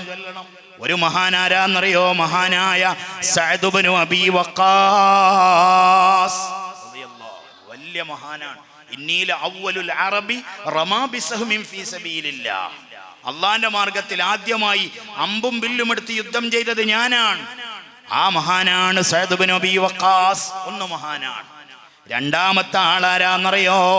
മഹാനായ അബ്ദുല്ലാഹി ഇബ്നു ജഹ്ഷ് റളിയല്ലാഹു അൻഹു. 2 മഹാന്മാർ, 2 ആളും ഉഹദിൽ വെച്ചുകൊണ്ട് കണ്ടു. ചെറുപ്പക്കാർക്കാണ് ഈ ഉദാഹരണം. ഉഹദിൽ വെച്ചുകൊണ്ട് കണ്ടപ്പോൾ അബ്ദുല്ലാഹ് ഇബ്നു ജഹ്ഷ് സഅദിനോട് ചോദിച്ചു, അല്ല സഅദേ, നാളെ യുദ്ധം നടക്കല്ലേ? ശരിയാണ് അബ്ദുല്ലാ, അതിനിപ്പോ എന്താ വേണ്ടത്? അലാ തദ്ഉല്ലാഹ്, നിങ്ങൾക്കൊന്ന് അള്ളാഹുവിനോട് ദുആ ചെയ്യരുതോ? ഫഖൂലു ആമീൻ, ഞാൻ ആമീൻ പറയാം. ആദ്യം നിങ്ങൾ ദ്വാരക്ക, അപ്പൊ ഞാൻ ആമീൻ പറയും. പിന്നെ ഞാൻ ദ്വാരക്കുമ്പോ നിങ്ങൾ ആമീൻ പറയണം. നല്ല കൂട്ടുകാർ. ആരാ ആദ്യം ദ്വാരക്കേണ്ടത്? സഅദാണ്. സഅദ് ഇബ്നു അബീ വഖാസിന്റെ ദുആ, യാ റബ്ബി, എൻ്റെ റബ്ബേ, ഇദാ ലഖീതുൽ അദുവ, ഞാൻ ശത്രുവിനെ നേരിടാൻ വേണ്ടി ഇറങ്ങിയാൽ, ഫലഖിനി റജുലൻ, എൻ്റെ നേരെ ഒരാളെ ഇങ്ങ് പറഞ്ഞയച്ചു തരണം. ഒരു ഉണക്കനെ, ഒരു വാഴത്തണ്ട് പോലത്തെ ഒരുത്തനെ അല്ല, എന്റെ മുന്നിലേക്ക് വരുന്നവൻ ശദീദൻ ബഅ്സുഹു, അവരുടെ കൂട്ടത്തിൽ ഏറ്റവും ധൈര്യമുള്ളവൻ എന്റെ നേരെ വരണം. പിന്നെയോ ശദീദൻ ഹർദുഹു, അവരുടെ കൂട്ടത്തിൽ ഏറ്റവും മൂർച്ചയുള്ള ആയുധം പ്രയോഗിക്കുന്ന ആളെ എനിക്ക് തരണം റബ്ബേ. ഫൗഖാതിലുഹു വയുഖാതിലുനി, ഞാൻ അവനോടും അവൻ എന്നോടും പടപൊരുതണം. ദീർഘനേരം പടപൊരുതിയാൽ സുമ്മർസുഖ്നിൽ ലഫറ അലൈഹി, അവന്റെ മേൽ നീ എനിക്ക് വിജയം തരണം. സഅദിന്റെ ദുആ കഴിഞ്ഞു. അബ്ദുല്ലാഹ് ഇബ്നു ജഹ്ഷ് പറഞ്ഞു ആമീൻ. ഇനി അബ്ദുല്ലാഹ് ഇബ്നു ജഹ്ഷിന്റെ ദുആണ്. സഅദ് പറഞ്ഞതുപോലെ തന്നെ, അല്ലാഹുമ്മ അർസുഖ്നി റജുലൻ ശദീദൻ ഹർദുഹു ശദീദൻ ബഅ്സുഹു ഉഖാതിലുഹു ഫീക വയുഖാതിലുനി, ഏറ്റവും ധീരനായ അഭ്യാസിയായ ആളെ എനിക്കും തരണം. ഞാൻ അയാളോടും അയാൾ എന്നോടും യുദ്ധം ചെയ്യണം. അവിടം വരെ ഒരേ ട്രാക്കിലാണ് ദുആ പോയത്. അവിടെ എത്തിയപ്പോൾ അബ്ദുല്ലാഹ് ഇബ്നു ജഹ്ഷ് ദുആഇന്റെ ട്രാക്ക് അങ്ങ് മാറ്റി. നേരത്തെ സഅദ് പറഞ്ഞത് പിന്നെ എനിക്ക് വിജയം തരണമെന്ന്, അബ്ദുല്ലാഹ് ഇബ്നു ജഹ്ഷ് പറഞ്ഞു സുമ്മ യഖുദുനി, പിന്നെ ശത്രു എന്നെ പിടിക്കണം റബ്ബേ, അവൻ എന്നെ പിടികൂടണം. പിടിച്ചാൽ പോരാ, അവൻ എന്നെ കൊന്നുകളയണം. അവൻ എന്നെ കൊന്നുകളഞ്ഞാൽ പോരാ, നാളെ സുബഹിക്ക് പള്ളിയിൽ നിന്ന് ബാങ്ക് കേൾക്കുമ്പോ കാലിലേക്ക് നീങ്ങിയ പുതപ്പൊന്നുകൂടെ വലിച്ചിടുന്ന മോനെ അബ്ദുല്ലാഹ് ഇബ്നു ജഹ്ഷിനെ കുറിച്ചൊന്ന് ചിന്തിക്കണം നീ. മഹാനവറുകൾ പറയുന്നു, അവൻ എന്നെ കൊന്നാ പോരാ റബ്ബേ, ഫയജ്ദഉ അൻഫീ വഉദ്നി, അവൻ എൻ്റെ മൂക്ക് ചെത്തിക്കളയണം, അവൻ എൻ്റെ ചെവി മുറിച്ചു കളയണം. എന്തിനാണ് അവൻ എൻ്റെ മൂക്ക് ചെത്തിക്കളയുന്നത്? എന്തിനാണ് അവൻ എൻ്റെ ചെവി മുറിച്ചു കളയുന്നത്? ഫൈദാ ലഖീതുക ഗദൻ, നാളെ ഞാനങ്ങ് വരുന്നുണ്ട് റബ്ബേ നിന്നെ ഒന്ന് കാണാൻ. ഷഹീദ് അങ്ങനെ തന്നെ വരുമെന്നല്ലേ പഠിപ്പിക്കപ്പെട്ടിട്ടുള്ളത്? ഞാൻ നിന്റെ മുന്നിൽ വന്ന് നിൽക്കുമ്പോ നീ എന്നോട് ചോദിക്കണം, ആരാ അബ്ദുല്ലാ നിന്റെ മൂക്ക് ചെത്തിക്കളഞ്ഞത്, ആരാ നിന്റെ ചെവി മുറിച്ചു കളഞ്ഞതെന്ന് നീ എന്നോട് ചോദിക്കുമ്പോ ഫഅഖൂലു, എനിക്ക് മറുപടി പറയണം, ഫീക വഫീ റസൂലിക്, ഇത് നിനക്കും നിന്റെ റസൂലിനും ഞാൻ അങ്ങ് തന്നതാണ് എന്ന് ഞാൻ പറയുമ്പോ ഫഅഖൂലു, നീ പറയണം സ്വദഖത, സത്യമാണ് അബ്ദുല്ലാ എന്ന് അന്ന് നീ പറയണം. ഇതാണ് അബ്ദുല്ലാഹ് ഇബ്നു ജഹ്ഷിന്റെ ദുആ. സഅദിന് ആമീൻ പറയാൻ കഴിഞ്ഞില്ല. കാതുകൾ കേട്ടത് ശരിയാണോ? ചുണ്ടുകൾ വിറക്കാൻ തുടങ്ങി, കൽബ് പതറി, കണ്ണിന്ന് വെള്ളമൊഴുകി. എൻ്റെ കൂട്ടുകാരൻ എന്ത് ദുആണി നടത്തിയത്? അബ്ദുല്ലാഹ് ഇബ്നു ജഹ്ഷ് പറഞ്ഞു, കുല്ലാമീൻ കുല്ലാമീൻ, ആമീൻ പറ സഅദേ, ആമീൻ പറ സഅദേ. നിർബന്ധിച്ചപ്പോൾ വിറക്കുന്ന ചുണ്ടോടെ, പതറുന്ന കൽബോടെ, ഒഴുകുന്ന കണ്ണോടെ സഅദ് പറഞ്ഞു ആമീൻ. പിറ്റേന്ന് ഉഹദ് യുദ്ധം നടന്നു. 70 മഹാന്മാർ ഷഹീദായി. ആ ഷഹീദായി കിടക്കുന്ന ആളുകളുടെ നടുവിലൂടെ സഅദ് ഇബ്നു അബീ വഖാസ് ഓടി നടന്നു. എൻ്റെ അബ്ദുള്ള എവിടെ, എൻ്റെ അബ്ദുള്ള എവിടെ? വളരെ നേരം നോക്കി നടന്നു, കണ്ടില്ല. മഹാനവർകൾ പറയുന്നു, ലഖദ് റഅയ്തുഹു ആഖിറൻ നഹാർ, അന്ന് വൈകുന്നേരം ഞാൻ എൻ്റെ അബ്ദുള്ളാനെ കണ്ടു. ഒരു മരത്തിന്റെ തണലിൽ ഷഹീദായി കിടക്കുന്നുണ്ട് എൻ്റെ അബ്ദുള്ള. എൻ്റെ കൂട്ടുകാരൻ ഷഹീദായി കിടക്കുന്നുണ്ട്. ഞാൻ ആദ്യം നോക്കിയത് അബ്ദുല്ലാ ഇന്നലെ നടത്തിയ ദുആ അല്ലാഹു സ്വീകരിച്ചിട്ടുണ്ടോ? അങ്ങനെയാണെങ്കിൽ അബ്ദുല്ലാന്റെ മൂക്കിന് വല്ലതും പറ്റിയിട്ടുണ്ടോ? അബ്ദുല്ലാന്റെ ചെവിക്ക് വല്ലതും പറ്റിയിട്ടുണ്ടോ? ഞാൻ ചെന്ന് നോക്കുമ്പോ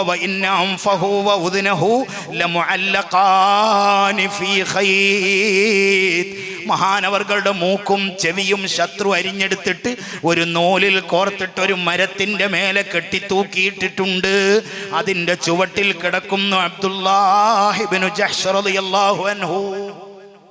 എന്നെങ്കിലും നിങ്ങൾ മദീനത്ത് പോയാൽ ഒരു ഖബറിൽ കിടക്കുന്നുണ്ട് രണ്ട് മഹാന്മാർ.